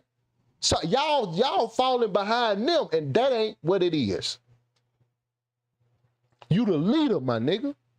Lead, listen to the words. Lead her. You the leader. Lead her. Boss. We all in. Boy, hey, boy, I just be coming off the dome sometimes, and I be like, ooh, this nigga cold. You know what I'm saying? You the leader. Lead her. Go ahead, what you said. A lot of these dudes ain't left the house though. Yeah. They ain't talked to 20 women in their life. So when they talk to one, she has full control. They willing to bend, break, and fold because it's their first time off the porch. Meanwhile, the world done changed so much to where Sophie Rain, they making more than NBA players now for pictures and videos. Oh, the girl, the only fan girl, yeah, she 44 million last year for pictures and videos. Self-behavior has grown so dramatically, bro, because you got the type of skill it takes to be in the NBA. You got two extremes right now. Yeah. You got incels and you got simps. Mm-hmm. The incels, they just hate women. Mm-hmm. They step on your fucking neck if they have, you know, if they could. You know what I'm saying? Right. Then you got the simps that'll do anything for them. Yeah. You can have everything I got. But I'm used to middlemen. You know what I'm saying? He said that so tough. Middlemen. I'm used to middlemen. Niggas in the middle, they love their woman to death. Yeah. But they ain't going for no bullshit. Yeah. Don't try to play them. Mm-hmm. Because they still standing on the man. Right. See, that's why I say everything is about balance. Yeah. Everything is about balance, dog. Well, see, that tone, though, once it's understood the quality of life you have with that man that you're describing, that man in the middle, these girls go out, build that type of wealth, and mistreat every dude till they work their way back to that man in the middle. Because essentially, that's the ideal man. Yeah. But y'all letting them play with y'all. Y'all letting them play with y'all, nigga, and they gonna bring them back at the end of the day to the ideal man. Right. They gonna still bring them back to that nigga, that monkey ass nigga in the middle. Stand up guy. You know what I'm saying? So y'all, man. But man, we gotta teach this nigga down. To Diddler. Man, I don't know what they finna get your ass, but nigga, this what you gonna have to do if they release your black ass soon. Sit your country ass down, man. No freak offs. Can't do it. You can't do no freak offs, and you can't plot revenge. Cause they on your neck like a vampire. Anytime something happen to them folks on that other side, guess what's gonna happen? They come in at your neck. They can catch cancer. And they're gonna be like, oh, we think it's Diddy. He done figured out a way to give him counsel. You know what I'm saying? So shit, man. Hey now, say now. Simps, pimps, and chimps. I like that. Maaacus. I like that. Simps, pimps, and chimps. That's fire right there now. That's fire. You can, boy. Shit. You said something now. All right. Oh, they got a nigga. Yeah. Whoever had they bet on Derrick Groves, you won. You won. They done called. I knew that when it was down them last two. I knew Antoine was going down. Antoine Massey, that got the New Orleans niggas that escaped the prison. Y'all remember? They got down to the last two. What was it? 12 in the beginning, something like that. It was something like that. Yeah, I don't remember the exact number. They got down to the last two. The nigga with the tattoos who put himself out there. Yeah. Got caught. Yeah, niggas can't stay off that internet. They can't stay off that internet. And they got him gone, Chad. Yeah. Derrick Groves, that's an original nigga. Yeah. That's a middle nigga right there. He don't need no internet. Right. He don't need no internet. That nigga in a net. Boy, he in a net. You hear me? That nigga probably somewhere with a wig on right now. Right. That motherfucker trying to get deported. You know what I'm Papers. Nigga done changed ethnicity. Right. I ain't gonna lie to you, nigga. The smartest thing, what do you think would be the smartest thing to do if you was out on the run like that? Say you had a lot of money, you had access to a lot of money. What would you do? Smartest thing you would do? Shit, you'd have to change your identity. Okay, what I'm saying, what you mean by that? What you gonna do? Well, your fingerprints is in the system, so you gotta burn them off. I don't know how well it work. I seen it on movies. But you gonna need some type of facial reconstruction. I don't know. I was definitely saying, nigga. But you could do some plastic. You got to do some plastic surgery. Think about it. If a nigga did plastic surgery, yeah, he go do some facial reconstruction. Nigga, he in the good. Man, he in the good. Right. You good. You done cleared everything. Yeah. That's the smartest thing to do right there. Get rid of your fingerprints, get rid of fingerprints, and get reconstruction. Nigga, you'll forever pass by. I think your DNA is in the database too, though, once you go to prison. If I ain't mistaken, they might put your DNA in there too. Yeah. They swab your mouth when you in intake. I think. They probably know. Well, don't commit a crime. Yeah, well, I'm just saying, like, if you expecting the facial reconstruction to work. Yeah. And they fuck around, get your spit on something. Yeah, I your ass. I don't know if but yeah, if you don't commit no crimes though, then he in theory, he be upstanding citizen. The facial reconstruction should get him through. Get him on through there. Shit, nigga. Man, nigga, that's the cheat code. Even if you get locked up again, nigga, you escape again, do it again. You gotta guess my face, bitch. Face off. Yeah, face off. Yeah. Guess who? Right. We playing guess who now, bitch. Yeah, man. Oh, that's a cold ass movie right there. Guess who? And the nigga escaped from prison, get a facial reconstruction. The police there look, but he passing by the police, but some get him caught. Yeah. I'm telling you, it's them fingerprints in them DNA. Some get him caught. Some simple. That's cold right there. That's like it, cause you know they're gonna have a cold ass cop on there investigating shit, right. Like, you know what I'm saying? And he be going back and looking, and he found out the nigga had facial reconstruction. What did he look like? Give me a picture. You know what I'm saying? Like, bro, this is, man, we be coming up with some cold ass. But please send this to me if you can, Hassan. This is a cold ass plot. This is a cold ass plot to a movie, dog. Didn't they have something like that called Face Off with John Travolta, Nicholas? Yeah. But they traded faces. Yeah. Yeah. But see, this one right here, this nigga escaped prison. I think that what was the plot of Face Off? I know they changed because one was he did something. Yeah. Because they had to get to the little brother, Jackson Pollock. Yeah, they was doing that to the little brother was gonna do a terrorist attack. Yeah. And so the one was supposed to be dead. Yeah. John Travolta supposed to be dead. Yeah. And then they put Nicolas Cage, take his face so that he could get to the little brother and stop the terrorist attack. Yeah, see that's the plot. That's different. Yeah. See, this is what I'm talking about. You putting a whole nother face on the nigga. So you got two different characters essentially. You know what I'm saying? You got a nigga playing you got two different main characters. You got one nigga start off, he whoever he is, he get locked up, get into some shit, and then he get out, he's like, oh shit, nigga, what I'm gonna do? But the nigga got bread, he got connections. You know what I'm saying? Right. He's like, man, I gotta get out of this.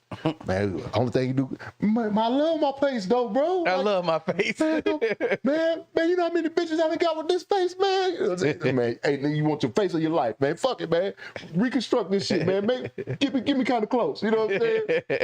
And then you have a nigga that looks similar to him. You know what I'm saying? Nigga, that's gonna be crazy. You tell the nigga to make me fine. Yeah.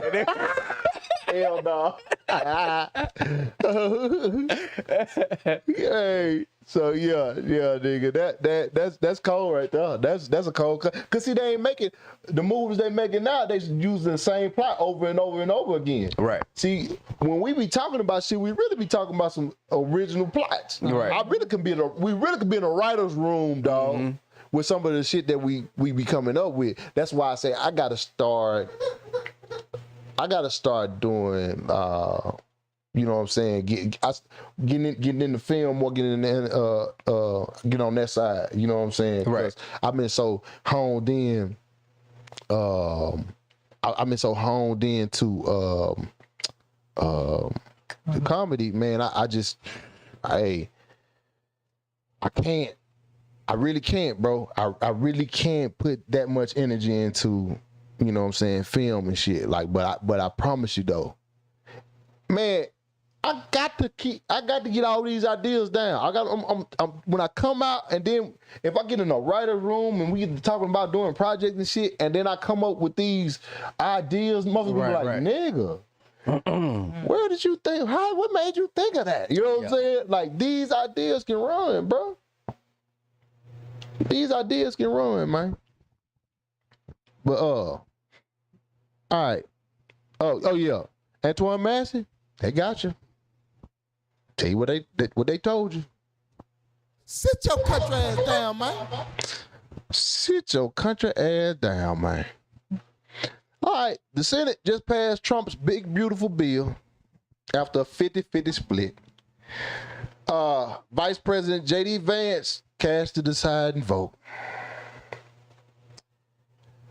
This will slash nearly $1 trillion from Medicaid and SNAP over the next decade. Bill also rolls back clean energy tax credits, threatens healthcare access for millions, and is projected to add up to $3.8 trillion to the national debt. They want to raise taxes on people making under $30K. Ridiculous amount too. That like, I think it was like 20 some percent from 30 to 15, and 15 under, there was like 70 some percent. Yeah, 74.3. Yeah, that's what they said. It's not all at once. It's like by 2031, it will be up to 74% increase. Insane. Now, they basically saying your ass better learn how to get some money. Right. Like, you ain't better none of that learn. broke shit. Yeah, we ain't doing no more broke shit. Right. We ain't doing no minimalist shit. Right. Your ass finna get out here and grind. That's what basically they saying. If you broke, you need a pimp. That's what Give me your money. Right. If you broke, you need a pimp. Give me your money. Yeah, because you ain't figured this shit out yet. Well, something wrong with you. You disabled, and we're gonna be your we're gonna watch out. You mentally disabled. That's what they telling you. If you ain't making over 15,000, you 30. You mentally disabled. That's they telling you that you mentally disabled if you ain't making over 30,000. So we gonna manage your money for you, or we just gonna take your money. And that Now, so critics warn that the cuts will harm low-income Americans while benefiting the rich, but Trump and his supporters are calling it a win. Now, the bill now heads to the House for final approval. Now, this was so funny. People so slow. Somebody's like, y'all worry about it. Don't worry about y'all worry about it if he's gonna go through the Senate. Worry about it going to the Senate and the House. Congress is who you gotta worry about. And I was like, these niggas really don't know what the fuck going on. You know what Congress is? I mean, if you don't know this, the judicial, the legislative, it's 3 branches, right? No, that's not Congress. No, Congress is the opposite side. Congress, the House of Representatives. Mm-hmm. God damn it, what is Congress? It's the Senate and the House of Representatives. Okay. That's it. It's just that's who it is. So, yeah. So they like, you gotta go do nigga. that is Congress.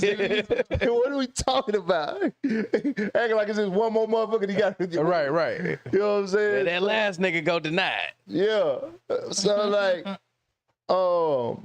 that's. But the majority, the House has majority Republican as well. So it's, I think it's like 55%, 60% or something like that for Republicans. Mm-hmm. You know what I mean? Bro. Nah. I don't. It don't look good because they already was 50-50. Yeah. You know what I mean? On at the Senate. You know what I mean? And J.D. Vance closed that deal. Trump intentionally made sure that, you know what I'm saying, the House was you know, he had his squad in his cabinet. Right. You know what I mean? He cannot lose 4 Republicans in order to pass that bill. Yeah, and all Democrats gonna have to vote unanimously. So I think he got it in the bag. Cause bro, come on, bro. You know, if that nigga influence is he's too.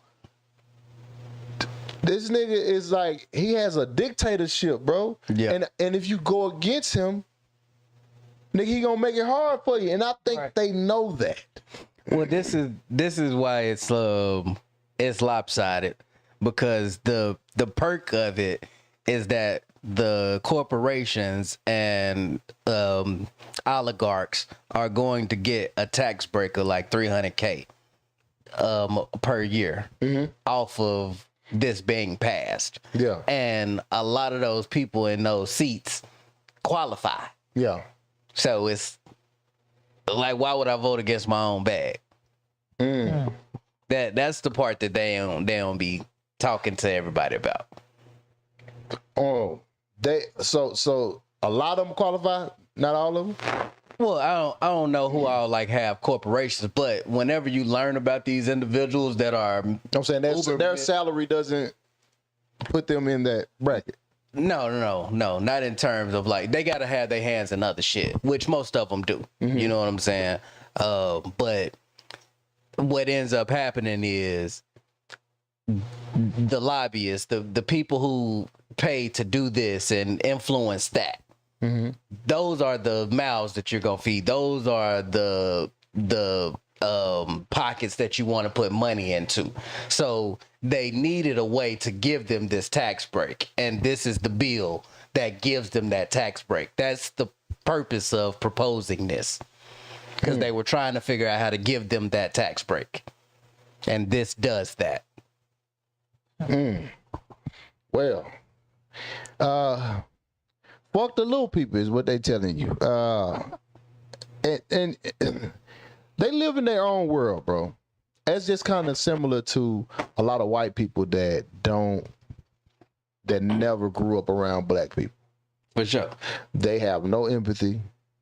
They feel nothing for none of y'all. They don't relate to you, so they could care less. Really, like, unless they just some motherfuckers just have some a form of humanity. You know what I'm saying? That just ingrained in them. Yeah. But most of the time, when you grow up and you're not in proximity of something, you don't have really much empathy towards it. Right. You know what I'm saying? Like I said, unless you was raised a specific way. I mean, if you already don't see majority of the people that this affects as human. Right. You know what I mean? Because the way you perceive things, if you grew up wealthy, your whole life, you've had a bag, and you coming across some folks that, I mean, and everybody else you looking at, and you like, they're poor, they're not doing what, but you've kind of like had to grind a little bit. You don't realize how much you probably didn't have to grind as much as a lot of other people. Yeah. So you probably did like a little this, a little that. And you like, all I did was this and that, and I'm doing great. Right. They're lazy as fuck. Right. All you got to do is this and that, but you're not. You're seeing it through a different lens. Is there a word for that? Is that passive racism? Is there a word for that? It is a word for it, but is passive racism a thing? I don't know. I that just came to mind. I don't know if that is what you would call it, but specifically on what you're saying, I was real cool with this dude in Houston, white kid. His dad started a company when he was coming up, and he put all of he installed hurricane grade windows in all of the buildings downtown Houston. And this was my homeboy dad. You know what I'm saying? We the same age. Right. And he became a successful realtor. He sells a lot of high-end real estate. My homeboy. Okay. This is what he grew up to do. And when we would talk, we would talk about black problems and shit like that. He would ask me this and that. Classism. Okay. That's what we're looking for. Gotcha. Thank you, KG. I can't believe that nigga knew that. And we nigga must have looked that up. That's an ignorant nigga right there. I'm just fucking with you. Go ahead. And we would talk about these things, and that was one of his problems with, quote unquote, the black community. His dad didn't give him nothing. Yeah. You know what I'm saying? But you grew up in this house with this millionaire though. The things that he didn't give you, he gave you. Right. You know what I'm saying? Like he didn't pay for your college tuition, but nigga, you grew up in the suburbs as a rich kid. Right. You are around unique opportunities. You know what I'm saying? You had the ability to go. He was like, nigga, he ain't say nigga. He was like, when I was in college, I sold drugs and to pay my tuition, and I did like, I don't understand, and da-da-da. And I'm like, sir, if you walking around college with a backpack full of drugs and you're curious how you're different than a black man, right. You just don't want to see. You don't want to get it. Like, but that's how they see it. You know what I'm saying? He became a successful real estate agent, and his dad didn't give him nothing, so he's like, black people are just lazy. Yeah. Like that's the way he processes that. And so you're going to have majority of these guys in wealthy positions, successful positions, whether they had the grind or not. Trump one time said, my dad, a meager loan of $1 million. Yeah. A meager loan of $1 million. Right. If a motherfucker gave me $1 million, I'd probably die. I'd die from a heart attack. You just gave me $1 million? Right. I'd probably have a heart attack. I wouldn't even be able to comprehend it. But that's the way they perceive us, looking at their own situations. Yeah, exactly. Yeah, so man, that's why when you dealing with someone, you gotta look into the background of the person that you you know what I'm saying, you trying to relate to that has, if someone has an authority, you know what I mean, over you. You like, nigga, how did you grow up? Yeah. Right. Who were you as a kid? Right. You know what I mean? Like, nigga, how you was raised has everything to do about who you are and who you dealing with. Man, while we was having this conversation one time, he had like a Benz that he was paying a high ass car note on. He let it go back because his dad left the country and went to stay on the island, and his dad gave him his at the time it's like 2023, so his dad gave him his 2023 F-150 paid off truck. I'm like, you don't see the difference in our plight? Like, nigga, I have never heard of nobody getting gifted end of year paid off truck. I don't. Like, come on, man. That's what I'm saying, bro. Like, man, stop it, bro. Like, stop. You just don't want to. You're refusing to. Right. You're refusing to at this point. You like, man, listen, I live in my own world, and that's where I'm gonna stay. Fuck everybody else. Yeah. That's what you're saying, bro. Right. That's what you're saying. And meanwhile, they fully and wholly believe that we are the majority of people on welfare. Yeah. And if they moving like that shit, nigga, we need to move like that. Niggas stand. Hey, I'm worried about this, building this around me. Right. I'm worried about building it, starting from here, building this immediate family. And when we get to a certain point, then I can help build an extended family and friends. Yeah. You know what I'm saying? I can influence them. I can show them. But like, y'all be worried about shit you taking from yourself. You know, whether it be financially, mentally, emotionally, to give something you don't have. You're mentally drained, emotionally drained, financially drained, and what's the movie I just watched with Taraji? Oh, Stitch? Not damn. Straw. Taraji couldn't even pay her damn rent. Couldn't do nothing. She's still giving money to the homeless man. For sure. You taking away from your kids. You taking away from your own kid that you complaining. You know what I mean? That's who we've become. We taking away from ourselves to give to others. We too damn giving. Yeah. And they not. They in a way higher position. They doing way better, and they do not give a fuck. We've been made to feel bad for that.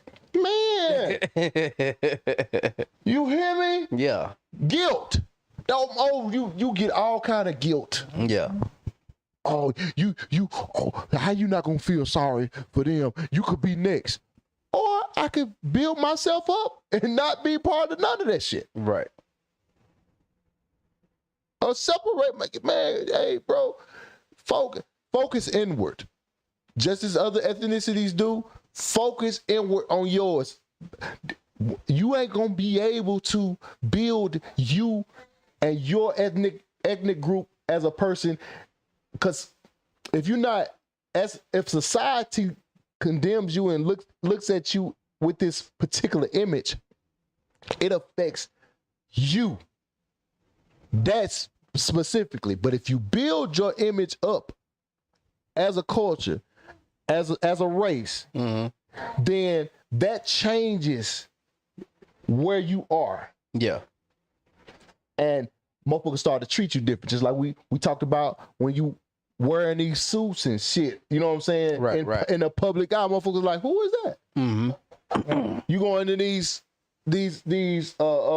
airports or wherever we going, and they like, oh, wow, you look nice. But if you had a motherfucking you the same nigga in a jumpsuit, yeah, they wouldn't even look your way. These things represent two different things. Exactly. So you have to understand the power of building yourself first. You and yours. and stop worrying about everybody else. You can't worry about nobody else until you got your shit together. Right. We got to be selfish. At this point right now, in the position that we in, we're at the bottom. You got to be selfish. Come in here. At the position at the bottom, you got to be selfish until you can build yourself up. Yeah. You gonna be forever at the bottom. Right. Worry about niggas at the top. You worry about, oh man, we did it, boy. Man, fuck Diddy. Yeah. You ain't got them problems, nigga. That's rich nigga problem. Right. He ain't been in your tax I don't give a fuck what Diddy go through. You hear me? That nigga ain't been part of me, and that nigga ain't related to me probably ever. Yeah. Man, I don't give a fuck. I don't give a fuck what they do to Diddy. You're not finna tie me to that. Yeah. You're not finna tie my emotions to that. And you niggas that's tying your emotions to that is crazy. Y'all out your goddamn mind. That nigga don't relate to me, nigga. I don't gotta love every nigga because they black. Well, I ain't gonna say love. I don't got to support and fuck with every nigga because they black. Absolutely not. Because some niggas go against the grain. Right. If you going against the grain, why am I fucking with you like that? Right. Why do I gotta choose? Oh, because if you going against the blacks, why am I riding with you? Yeah. If you hurting us as a community, why am I going to ride with you? This is counterintuitive. It's counterintuitive. Yeah. And we wouldn't be allowed to have spaces where it's black only. That we wouldn't be allowed that, would we? Because we're at a point to where we need that space. Well, the thing These is, black only spaces. the thing is, we too loud. We too loud. When other causes, certain causes come over and do what they do, when they go in and buy these gas stations, they go in and buy these, they ain't loud about it. Hey man, we finna buy gas stations. Hey man, we finna buy 7-Eleven. We finna wrap that up. No, they ain't talking to you. Yeah. They ain't telling you. We didn't get no announcement. They just did the shit. Right. They might have spoke amongst themselves in that community. Right. But they ain't tell your black ass shit. They ain't tell that white man shit. They just went and did it. Yeah. Slid under the radar. Slid under the radar. And I guarantee you, if it was somebody going against the grain, they would disown them. Yeah. Other cultures disown their kind.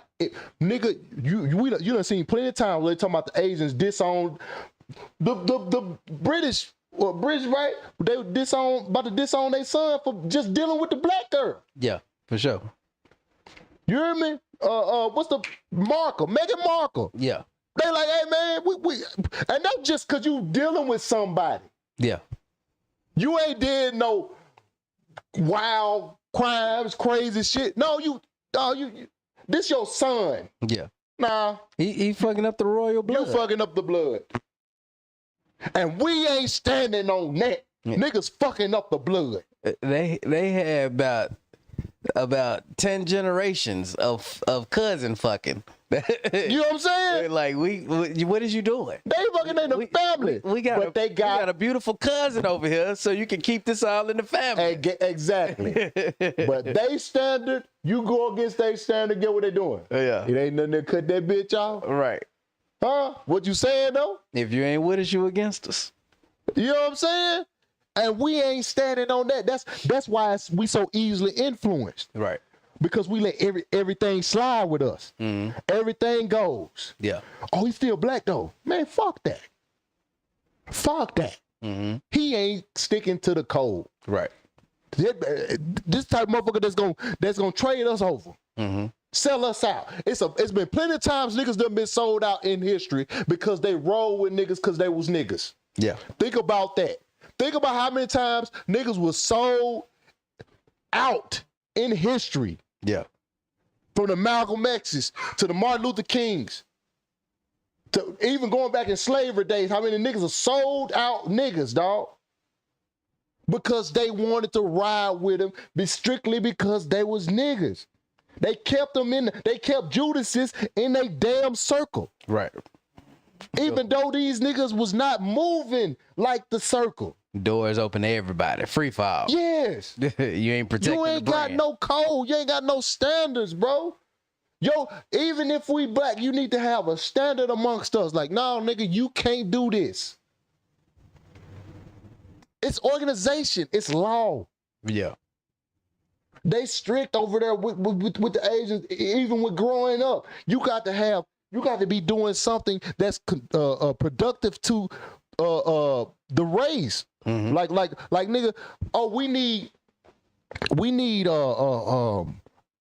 2 doctors. All right, y'all gonna have to be doctors.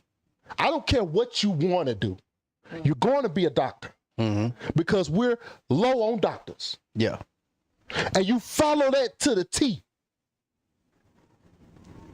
They be miserable sometimes. But they follow that to what's the comedian Ken Jeong. Ken Jeong he was in Hangover. Yeah. And a few other movies. Yeah. He hosted the show that I did. I Can See Your Voice. Okay. On Fox. And he do stand up too, don't And he do stand up. Yeah. But he went against he did that for so long, and he said he was miserable, bro. Yeah. On his stand up, he tell you, bro, I was miserable. But he still stuck with it. Yeah. Cause he know he had position. All right, nephew. He had a position in the family, and he had to handle his position. Yeah. You know what I'm saying? He had business. He had to stand on his business. And he felt like, okay, I done did enough. Right. I done gave y'all like 40 years of my life. Yeah. I'm finna go do this now. Now I'm finna chase my dream. You see what I'm saying? But we ain't got no compass like that. Yeah. We ain't got no standards. We ain't got no code like that. Niggas want to put baby. They putting kids in football.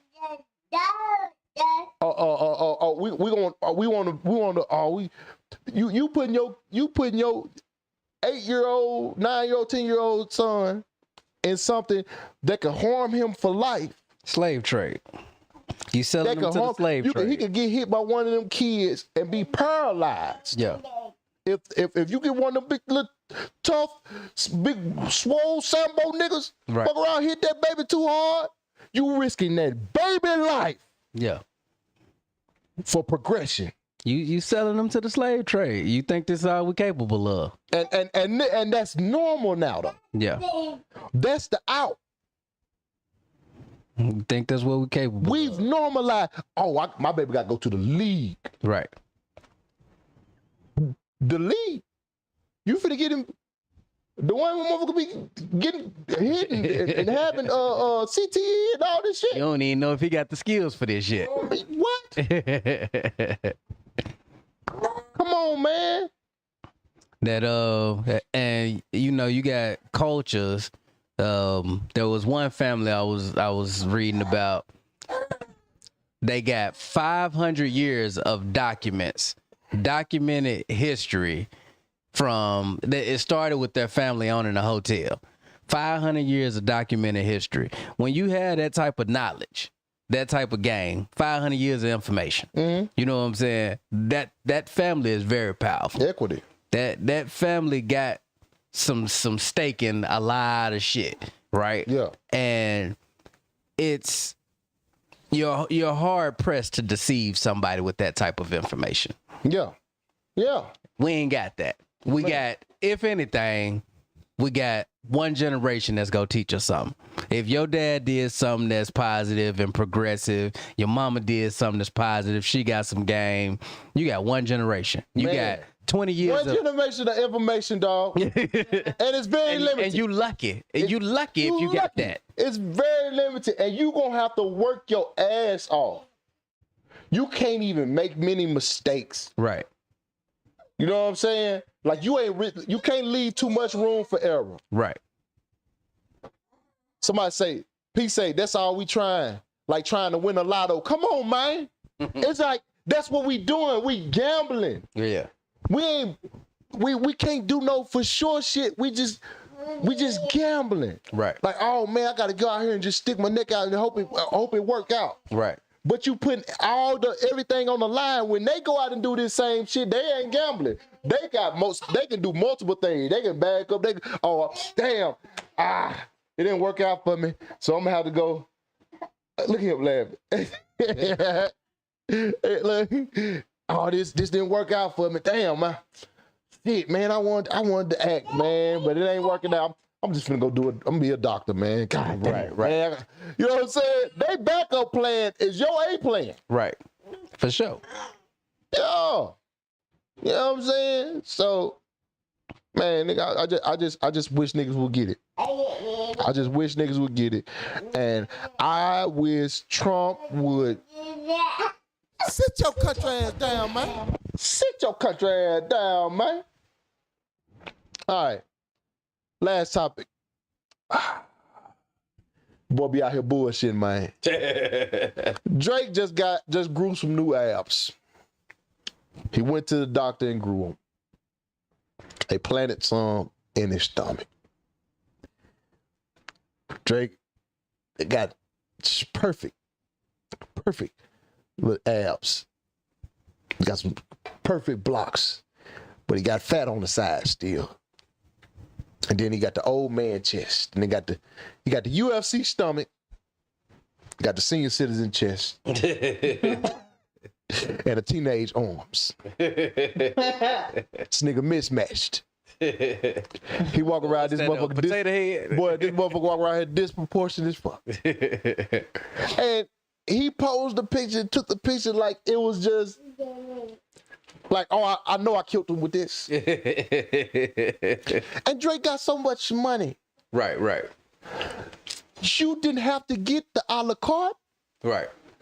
Drake, you didn't have to get a la carte. You could have got the combo package. You might as well just bought the chest and the arms to go with it. Yeah, right now, bro. You could have. Why you just get the abs? You was supposed to, man. You was supposed to do all kinds of shit, man. If you gonna go do it big then. Do it all the way, Drake. That boy said he gonna go in there and get them lines carved, and that nigga got the 300 special. Remember the 300? Right. When the boy had the paint on it. The armor. No, nigga, they had the remember they had the paint on them like the fake abs. The movie 300 where he kicked him. Yeah. They painted abs on. Yeah. That's hilarious. Yeah.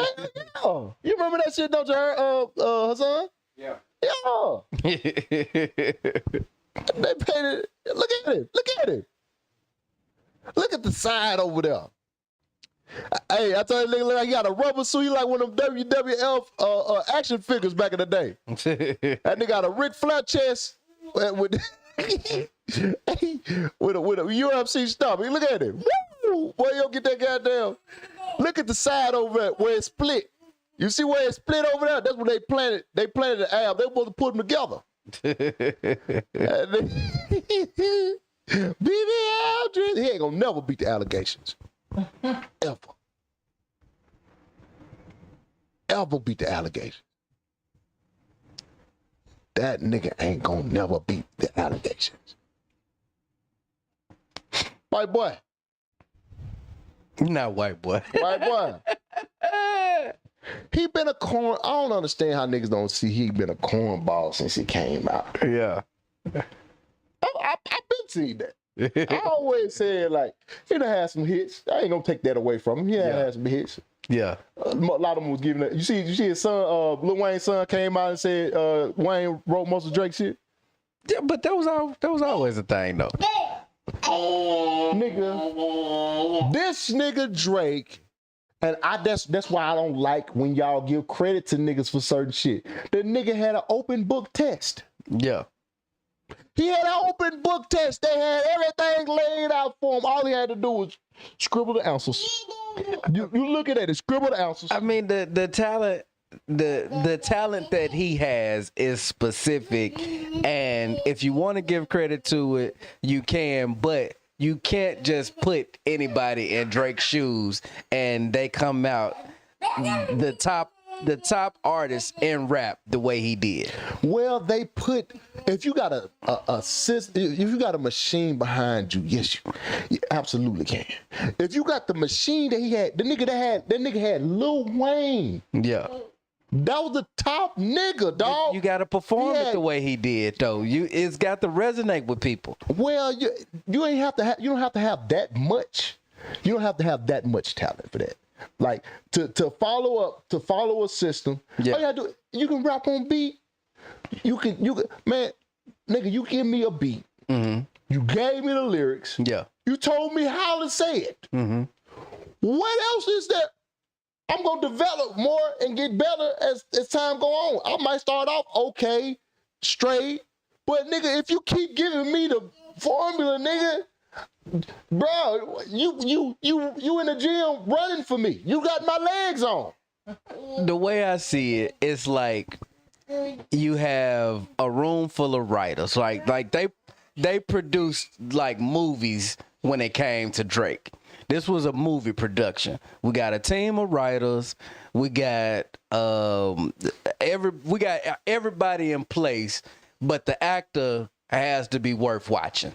Yeah, but every actor ain't gonna pull it off. And the actor went to class. He went to actors class. Yeah. Yeah, he went to actors. He went to Meech Son. Meech Son wasn't shit. Mm-hmm. What's the BMF? Yeah. Wasn't shit. He still ain't in terms of acting. But he has grown though. Yeah. He's grown dramatic. Yeah. His acting skills. He's fun to watch. I ain't gonna act like he's not entertaining. His acting skills was terrible in the beginning. Yeah. I used to be like, what is going on? What are we looking at? This nigga has no expression. This nigga don't have no dynamics to his acting. Yeah. Then he got on, he started getting a little better. And that's the same thing. Pragmatism, you know this. Anything that you do consistently and constantly, you're going to get better at. For sure. Drake just got better. I don't think the nigga was that great when he came out. Was he that great when he first came out?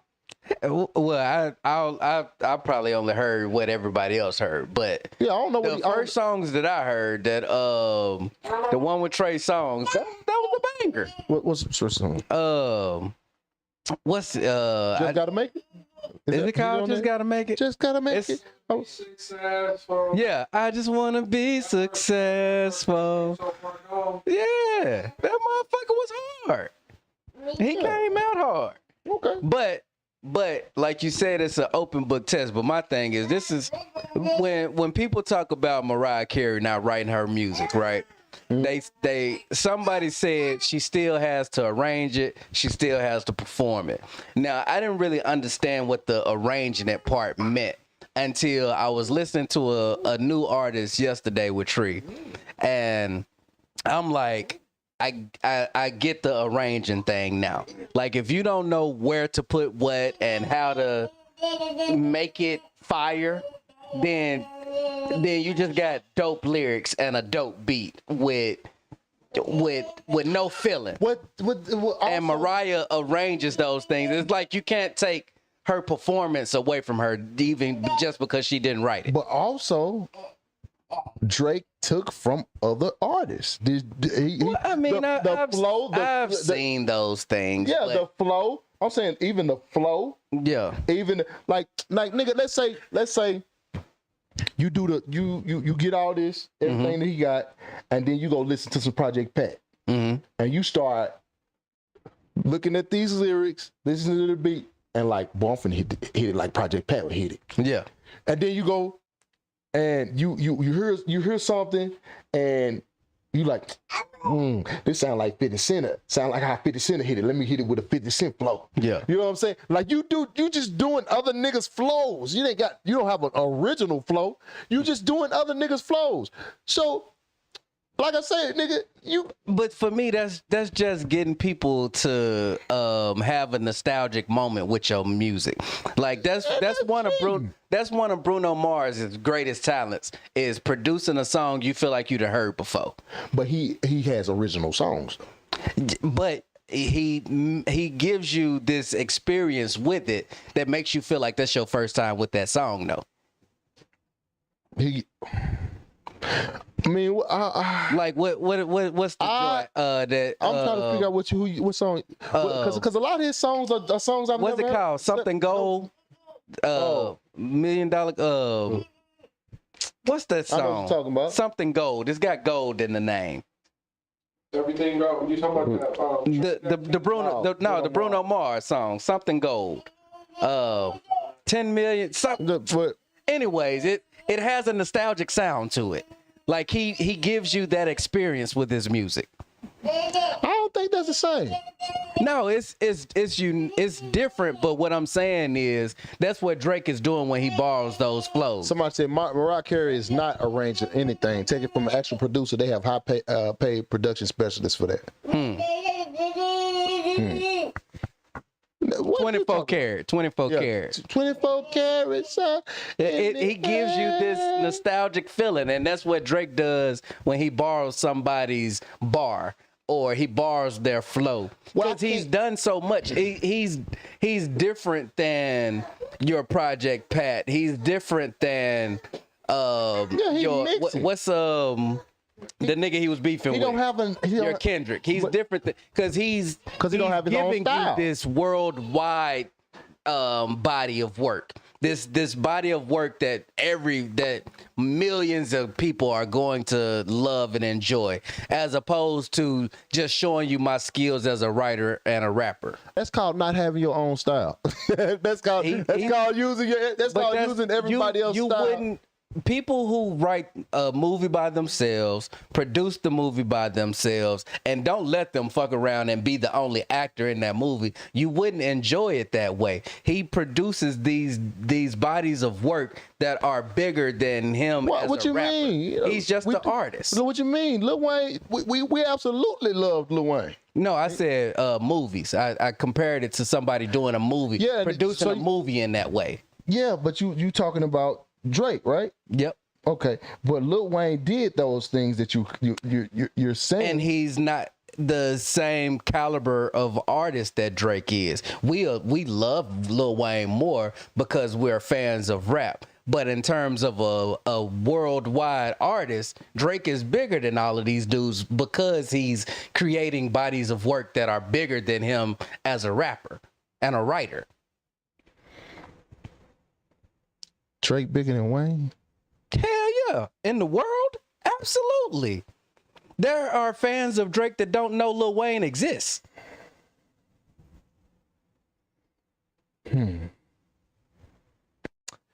Ooh. There, Drake is a comedian, stealing styles and flow. I can't give credit to that. I can't. I don't know, man. That's like a nigga going out and doing comedy and using everybody else's jokes. Like I can't. I mean, that's Robin Williams. Robin Williams is adored by the world around. And he was a notorious joke thief. He just had a better delivery and performance than the people who wrote it. Yeah, I mean, that's what Chad said, y'all. Drake bigger than Wayne. I don't know. I'm not even. That's something we'll have to. I don't know, man. I don't know. That's a tough argument right there. Well, I know for sure Wayne ain't got as many number ones as Drake, do he? That can't be a thing. I don't know, cause I don't know, cause I mean I know a lot of niggas gonna tie that to their feelings. You know what I'm saying? But like Wayne literally made Drake for sure, and Wayne is way bigger than you trying to give him credit for. Wayne can go international. I'm not minimizing Wayne. I'm not minimizing Wayne. Wayne can go international as well. But he built something bigger than him with Nicki and Drake. And Nicki is nowhere near the artist that Wayne is. But Nicki is one of the highest paid rappers in history and will be for a long time. That's how great Wayne is. He built some people way bigger than him. I'm not gonna argue against the point. I'm not gonna argue against. That's just a. Maybe that's one of those I don't want to accept. Yeah, I just don't want. I don't know, man. Maybe I just don't want to accept it. But yeah. All right. He definitely probably got a bigger white fan base. Yeah, he definitely got a bigger white fan base. Damn, Lil Wayne has 5 #1 albums. Shit. How many Drake got? Yeah. I gotta get to it. Oh, yeah. Oh, you didn't know? You didn't know Wayne had 5 #1 albums? Well, I mean, I knew he didn't touch charts though for sure. Not songs, but albums. Drake got 14. 5 versus 14. Yeah. He built something bigger than him. I ain't say better. He built something bigger than him. Yeah. And he put the machine behind it though. And this is the point, is that y'all are talking about rap. Drake is not that. He's an artist. He built a artist. Maybe that's what I'm thinking about in rap. Oof. That's just hard pill to swallow right now. Yeah. It's just really a hard pill to swallow right there. I ain't gonna lie to you. It's it's one of those things like you know it, but you don't want to accept it. Yeah, I mean, because you gotta compartmentalize the conversation. If you're talking about it as a rapper, no, he ain't touching none of the greatest rappers alive. But as an artist, he's up there with the conversations of great artists. All right, you got that one. I'm gonna let that one. I'm gonna let that one alone right there. If we talking about rap, fuck him. He's definitely not the greatest rapper. No, I would never do that. I love rap music too much. He's not better than Project Pat to me. Absolutely if you talking about not. a rapper, absolutely not. Fuck no. All right. So Drake, man, I know they done built you, man, and you know, you moved accordingly. Like you moved like a nigga who oh man, you like I say, nigga, you been a cornball since beginning for me. You just got access to the machine. They took care of you. They made you who you are, but at the core, you still a cornball. That's why you doing shit like this. You have all the resources, all the money to go to the gym constantly, nigga, and get your shit top trainers. Top trainers, nigga. You can be the nigga. You can go show them a body and say, I want my body exactly like this. And they can do that for your ass in about 6 months. You can take them to, I'm talking about you got the money for all that. You just don't have the discipline, dog. Or integrity. Integrity. That's, you don't have the integrity. You know what I'm saying? So like, nigga, nah, I can't fuck with you. I can't. I just, it's just weirdos. I got a thing, bro. Anytime that I feel like a nigga's just a weirdo to the point where it's like, nigga, just an awkward nigga, or awkward nigga to be around, and I'm cool. Yeah, I'm cool. When you start doing shit like the nigga that put you on, you knocking his bitch while he locked up, I think. You know what I'm saying? And you like, oh man, you ain't got no. What? No code. You no code. You don't live by nothing. You fucking with bitches when they underage and shit. You ain't got no code. You ain't got no code, man. When they can't move like that, when you get to moving, just you don't. Man, listen. It's the saying. When you hold on, what's it saying? Some at the expense of others.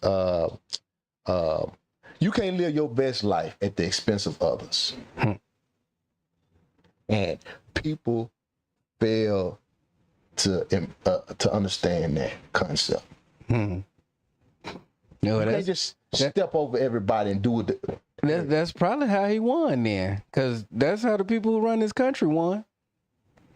Yeah, shit, you ain't gonna get no omelet without cracking no eggs. Yeah, but it's gonna keep. You gonna suffer the consequences behind it though. Depending on how big you get. If you build yourself the way the multi-billionaires that run our planet, then there ain't no stopping you. Now Drake ain't the type of, he's an artist. We're talking about artist level here. Diddy suffering right now. Yeah, this is artist level. These are still touchable people. They didn't build what the forefathers of this country built. A lot of them motherfuckers is suffering. For sure. They suffering that you might not ever find about it. Elon Musk probably suffering like a motherfucker.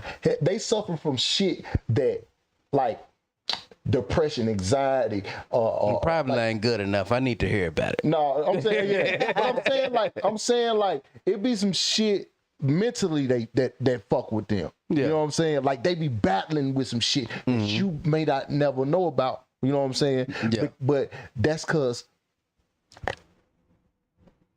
the universe got a way.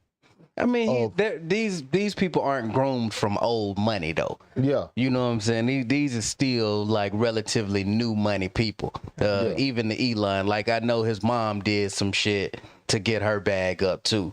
So he grew up in privilege. But the forefathers of this country, like, these motherfuckers got some very old ways that they instill in every generation, to where they have a thing about never broke again. Yeah. And impossible to ever to falter. Yeah. And so with me saying that, I'm saying that talking about karma, talking about humanity, vulnerability, all of those things become irrelevant when there are people who built a system that's infallible. You know what? It just makes us feel better to see the ones that we see be touchable. Yeah. It's a poor excuse for feeling better about your own circumstance, because the motherfuckers who really need to feel it will never. Shit, you think them they feeling shit that may not affect you as bad, but affects them in a different way, because they're so used to gaining. Any type of L is a major L to them. Like a family loss. They may take it in a whole nother way you take it. Ego. If they ego gets fucked with, they might take it a whole nother way you take it. They dealing with different devils. It just ain't the same devils that you dealing with. And you ain't gonna hear about it because you don't know nothing about it. But don't ever, I just truly don't believe you can get to that point and there's no suffering at all. You're not really, the curse for a lot of them is they get to that point and there's nowhere else to go. And that's what eats them. It's like, I have everything. I've had everything.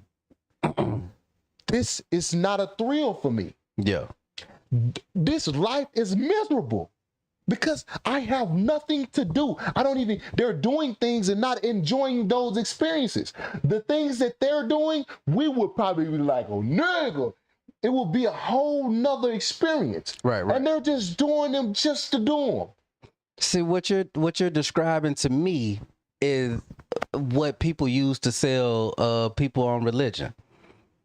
They're like, feel good about what you are and what you have, because those people are hurting. Those people are fucked up. That's not what I'm saying. I'm saying you think they aren't. Mm-hmm. But if you reach a point to where you have everything, if you always had everything, nothing is exciting for you as it is for us who are without, and we experience that same thing. But I'm saying you're saying that from the same ignorance I am by thinking that exists for them. We've seen it. With who? We've seen motherfuckers commit suicide that are wealthy. Yeah, but you're not talking about the 13 richest families of the planet. Well, that's another. This is really common. This is kind of like more common sense, bro. If you have everything and you've been in positions, this is just humanity, bro. This is how we're wired. If you've been in positions that you're privileged in, you're not going to appreciate it as much because you already experienced. Like, if, say, I travel often, right? Yeah. I travel every weekend. Let's say I travel every weekend. I'm a nigga that travel every weekend. I get used to it to the point it becomes a job. Right? Yeah. A nigga that don't travel, never travel, he gets on that plane and he like, oh my God, nigga, I'm on a plane, nigga. Oh my, he's excited. And you like, nigga, calm down. You just on the plane, bro. But because you know why? You get conditioned to anything. Anything that you do consistently, you can get conditioned and normalized to. Yeah. So if they can condition themselves to thrills and fun to where it gets to a point where too much of it, you numb. You have too much of something, you grow numb to it. I mean, people are numb that's broke, though. I know, but I'm saying, if you're numb to that, none of that shit matters to you. That's why when a lot of them be like, man, all this money shit don't matter, bro. That shit don't. That's why they say shit like that. That's why those are sayings. But you're rationalizing that numb on a trillionaire level is different than numb on a $5 in the bank level. What? Numb is numb. Yes. If that's what you do to yourself, if that's the place you allow your thinking to go to, then so be it. But to generalize that these trillionaires have an awareness. Anybody though. We're talking about humanity. But that means they would have given up on running the planet. They wouldn't care about that no more if this was their plight. But Chad, this thing would have toppled long ago. You don't even know what's going on up there though. I know it's stable enough for the figureheads to not move. They having children. Yes. Okay, so it ain't just the same motherfucker up there. There ain't no motherfucker that's living 1,000 years old. But essentially, you're just because saying somebody numb to something don't mean they're not going to stop doing it though.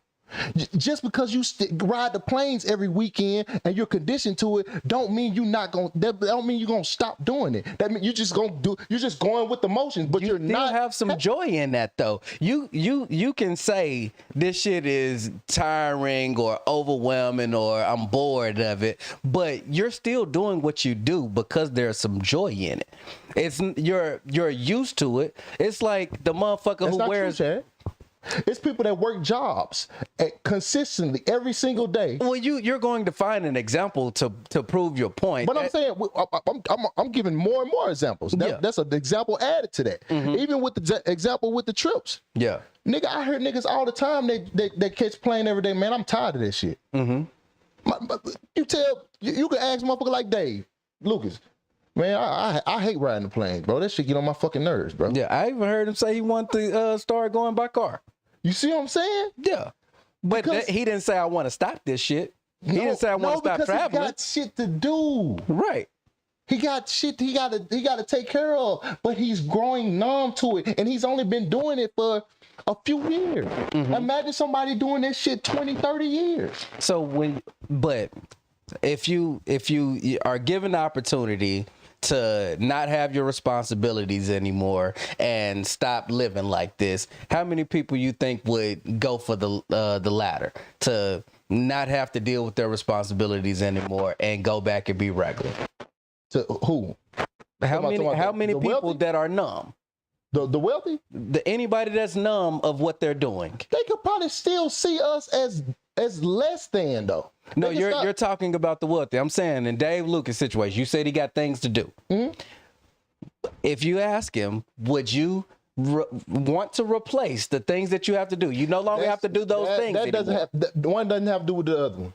Well, what's the purpose of bringing it up then if they don't have anything to do with each other? He still doesn't have a thrill, dog. But point is, he's doing if you still just doing the motions, you still don't have the thrill. That was my whole point of bringing it up.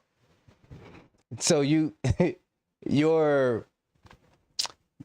feel like the people in these highest positions have no thrill left, and that's the purpose of living, or that's the best part of life is still having a thrill, and you saying they no longer have thrills? Their thrill most of the time is power.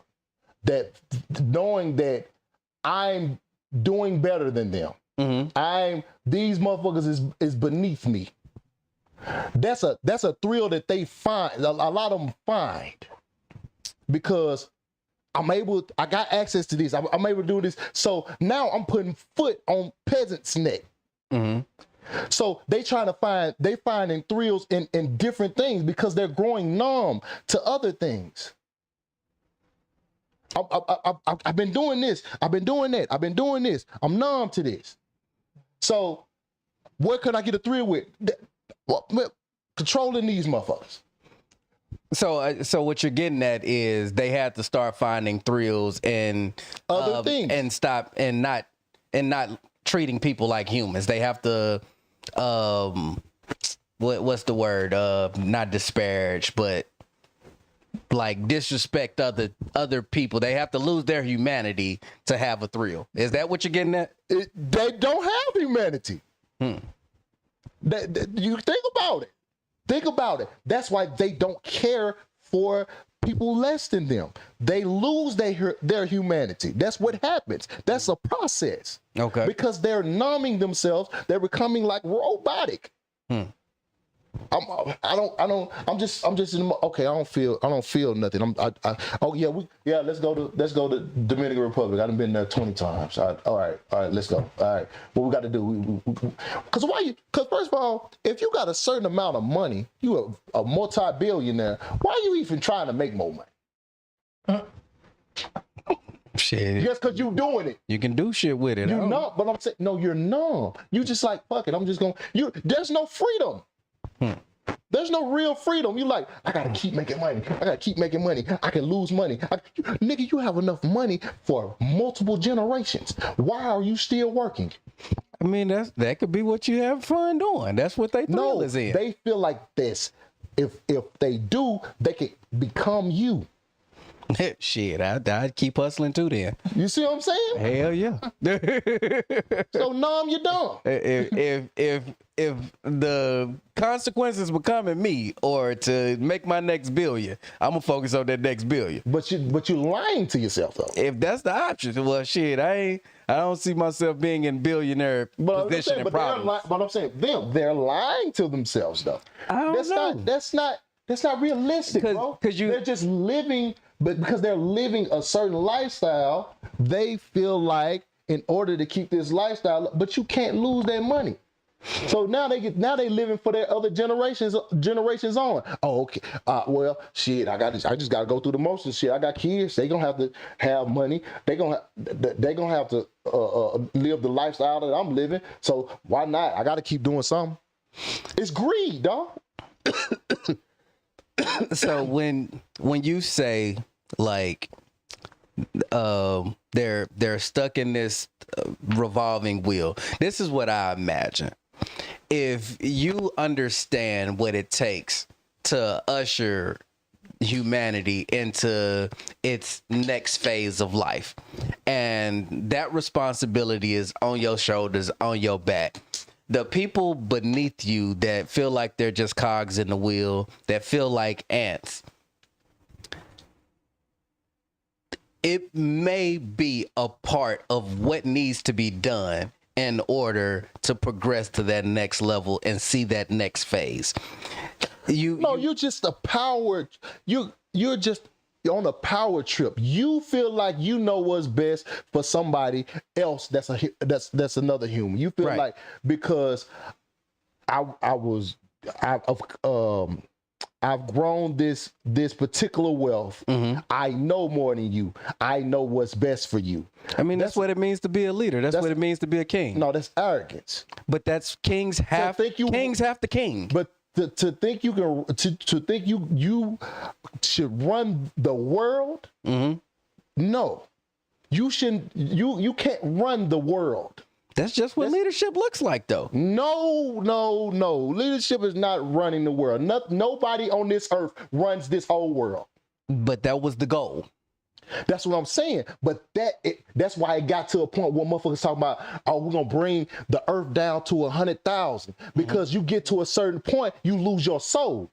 When you get to a certain point where you feel like you got to run the world, you're losing your soul. But because if you're trying who to... told you that you had the... If you're trying to reduce the population to reserve resources in order for the planet to thrive and the people on the planet to thrive. That's what they're telling you.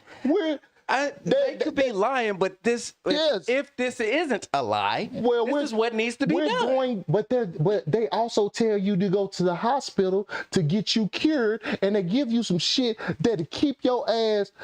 Do you know how much land we got out here? Yeah, we got plenty. To motherfuckers to live on. Yeah, the United States is only 15% built up. That's uninhabited. Yeah, that's okay. So how could we not populate that land and be even? There's a lot of resources that has to go into that. Yes. So they and it could be done, right? I imagine. Okay then. So they're telling you something because they want you to move how they want you to move. They're like, nah, we want to reduce this population because it's easier to control 100,000 people in comparison to 8 billion. And you're probably talking about different syndicates that have different agendas. This is probably not the plight of everybody who's in control. This is probably specific entities that want to reduce this and improve I understand you want to see the good in motherfuckers that's that greedy.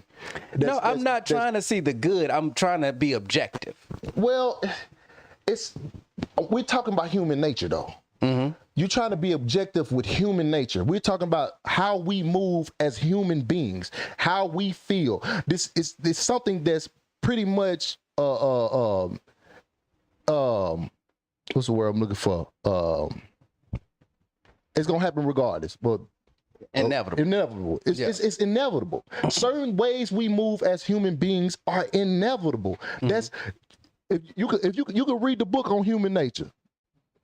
You know what I'm saying? No matter what human you put in a certain position, they move a certain way. Oh yeah, we way over time. We got your ass keep bringing up points. It's your fault. All right, man. We gotta shut that. We gotta shut that conversation down. We was cooking too long. Sorry, sir. To Drake, my boy. No, sir. Sit your country ass down, man. That's delusion. Drake has created a delusion that buying apps is okay. You know what I'm saying? That's a power trip shit. Like, nigga, y'all gotta go work out for that, but I can buy these. You know what I'm saying? I got it like that. Insane behavior. They start losing their mind. You go from numb to dumb. Whew. I'm cooking. I'm cooking. Why they always think I'm trying to be, stop trying to be right all the time? We're having a debate. If that's the case, Chad trying to be right too. What are we talking about? We're discussing an issue. Y'all always try to take it to one side. Oh, you trying to be right. No, we're going back and forth about an issue. We're getting a better understanding of things. Right. He's telling his side, his perspective. I'm telling my side, my perspective. It's called a conversation. Or debate. This is who whatever. Drake got it from. This the first dude that bought all his muscles. He's called the Human Ken doll. Oh, I seen him. Yeah, that's where they got it from. Y'all just have a bias, bro. Y'all just have That passion y'all got behind it. y'all just have a bias, bro. That's one of the first dudes. A lot of y'all come and you dislike certain people on certain platforms, so you gonna always go against the grain of them. They always gonna be the villain. That's at all times. It don't matter. That's just who you are. You know what I mean? That's just who you are. You just gonna come in and be like, man, all right, I'm gonna choose this person. This person wins to me. And then you just the debate just goes. It just goes whatever he says. He sounds better. I like the way he talks. Fuck you, my business. All right. We skipping phone calls, man. I'm gonna call that. We gonna skip phone calls tonight. We gotta get up out of here. I don't know how much we over, but I know we over. So sorry, y'all. We ain't gonna do phone calls tonight, man. We did the Chad and Maaacus debate tonight. Y'all know them Chad and Maaacus debates. They get lengthy. Yeah, they lengthy. You know what I'm saying? Because the one thing about it, bro, is what I realized is when we're having these discussions, you get to hear things from a different perspective. It's still productive conversation. As it should be. You know what I'm saying? It's not like you just listening to motherfuckers go back and forth about dumb shit. It's thought provoking. Yeah. Motherfuckers be having valid points. Right. You know what I'm saying? It's like if I sit with myself for way too long, then everything I think is right. Come on, man. And then I'll be in a fucked up predicament. By making decisions based from a limited understanding. Right. Now, look, now, Mark, you have a passive aggressive manner of validating Chad's perspective. We all see it on the black man. See, if that's the case, then Chad is being a pessimist. I don't know. No. Challenging everything. Devil's advocate. If that's the case, we look at it like that. Chad is being a devil's advocate, and he's just challenging everything that I say. Y'all got to stop. Y'all not looking at it from an objective point. Yes, look, ain't no wrong with a constructive banner. Yeah, that's what I'm saying. And that's right. Delano, you talking now. Y'all debates build up the profound moments and thoughts. Keep the mind fresh. Right. I like that. And that's facts right there. We always come to something. We say something and we're like, damn, that's some very, nigga never thought about it like that. Iron sharpens iron. Exactly. Contrarian, that's what I was looking for. But my whole thing is trying to understand ideas that are bigger than everything that I was taught. So that's what makes me go down the rabbit holes that I go down. Yeah. It's because I'm like, these ideas are grand. So to think that I know everything about it is not realistic. Yeah. So let me challenge status quo. Believe it or not, I be listening to what Chad's saying. Yeah. But we're both contrarians. We both challenge each other. You know what I'm saying? We both challenge each because what we're doing is we're making each other think about it deeper. Yeah.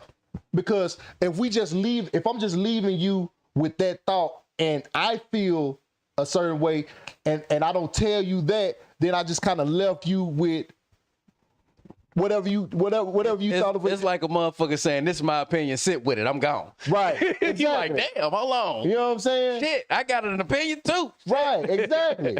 Why do you feel that way? Yeah. And then I tell you, and then we go back and forth. Well, I feel this way. I feel this way. Okay, well, what about this? What about it's constructive, bro. And y'all got to understand the difference, bro. Even if I say, the way I talk sounds. Fuck you, James. The way I talk sounds, I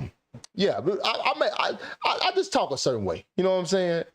I may sound aggressive sometimes but nigga, at the end of the day, nigga, we get off this motherfucker.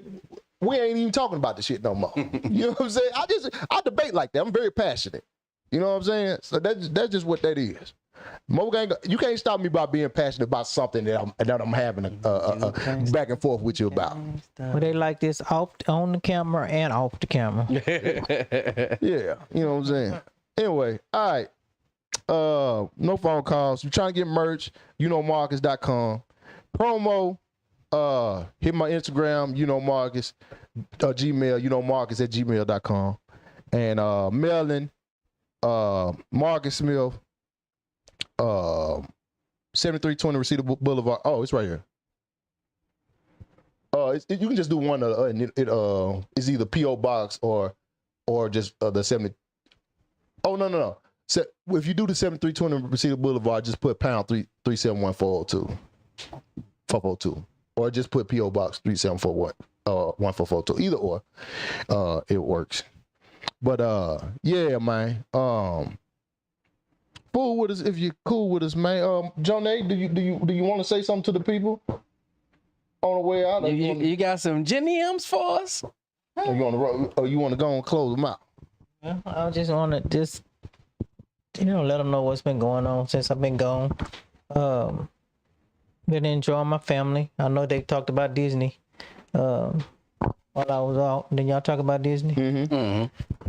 Well, I just been enjoying my family, enjoying my grandkids. I got them for a little while longer. Nothing. I'm just working, taking care of my family. That's always been going on. Enjoying the family. I'm very excited, and me and my daughter. Today is her birthday. Today is Mariana's birthday. She's 33 today. I told her happy birthday. Yeah. Yeah, when she's out of town, she'll be gone for a week. Well, that's gonna kind of get a little used to that, because I'm used to her being right here. Mm-hmm. But hey, she gets Nana gotta have a life too. How long is she gone? For a week. A week. Mm-hmm. Yeah. When she come back, in a couple of weeks, we can meet her going to Cancun. So there'll be another little birthday thing for her. Y'all know my birthday coming up soon now. We got about 3 weeks, baby. Oh, no, we not talk about your birthday right now, big man. Yeah, we finna. Hey, I'm finna go somewhere, baby. I'm looking at. I ain't gonna tell y'all where I'm going till I buy the ticket. But I'm definitely finna go somewhere for my birthday. I'm gone. I'm out of here. Yeah, I'm just good to be on the show again.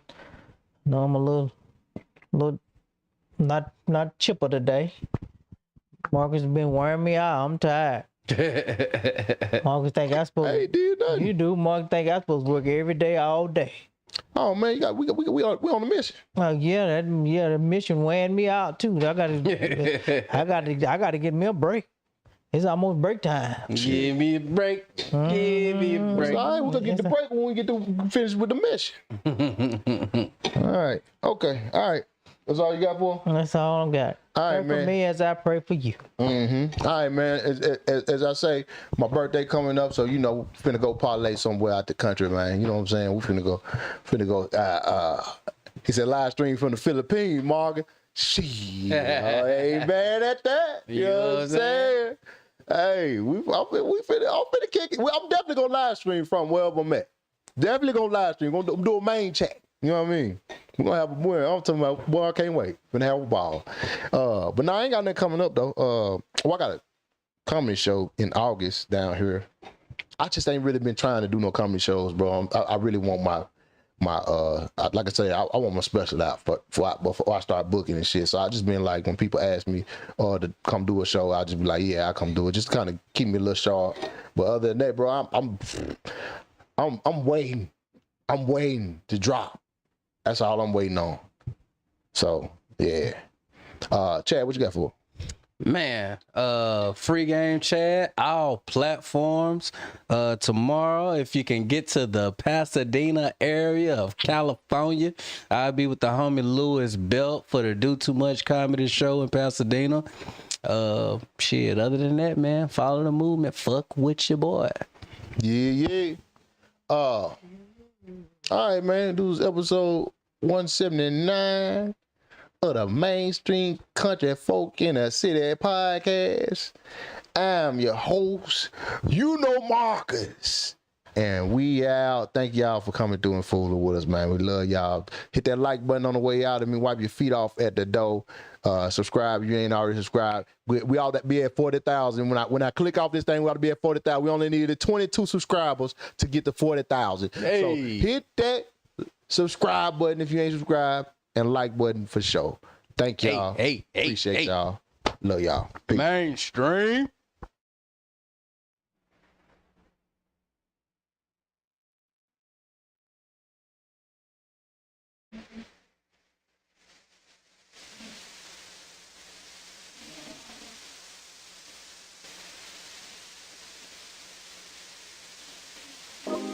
Big man, we gotta do another song. For what? Cause I said so. All right, Mom. I'ma rap this time. Oh, hell no. Don't do that, big man. You stick to the ad lib. I got somebody to help me out with the rap. Chad, where you at? What's up, cuz? You got some bars for me? You know it. Let's go. Mainstream. Country folk in the city. Country folk in the city. Country folk in the city. Let me start this off right, cause I'm the host of the show. You know Maaacus is the name that flies, nigga, you know. If you ain't heard about us yet, then you about to find out. This the Country Folk Show, represent for the South. Mainstream the podcast, and it's for family and friends. Sometimes the haters show up, and they like to pretend. They say I can't freestyle this cause the style ain't free. And you can try all you want, but hating won't stop me. Mainstream. Country folk in the city. Country folk in the city. Mainstream. Country folk in the city. Country folk in the city. Come on, Shad. Free game, woo. Mainstream, woo. I get on that couch like in the booth, I speak the truth. Every Wednesday with the news, got you laughing, do the fool like a mule. You know Maaacus bring them stallions through. I'ma give you game that you wish you would've knew. Mama feng shui, always end up with them Jews. Country folk in the city, I keep my people with me. Keep them laughing with silly, them phone calls always ignorant. Switch them out like I'm Vivian, fresh as Prince Jada kissing me. Breaking locks, take the industry, free game equanimity. What the hell is equanimity? Mama, sit your country ass down, man. Mainstream. Country folk in the city. Country folk in the city. Mainstream. Country folk in the city. Country folk in the city. 'Cause the way you miss your family. And you need laughs and love. Tune on into Mainstream. With YouknowMaaacus and Chad. What up, cuz what we got? We the next for the spot. On the stage of the couch, We put some soft in their mouth. Know what I'm talking about? Mainstream. Mainstream. Country folk in the city. Country folk in the city. Mainstream. Country folk in the city. Country folk in the city. And we out. Free game, Chad. Johnny Feng Shui. And you know Maaacus. Oh, yeah. Y'all did that. Now we need a mainstream movie.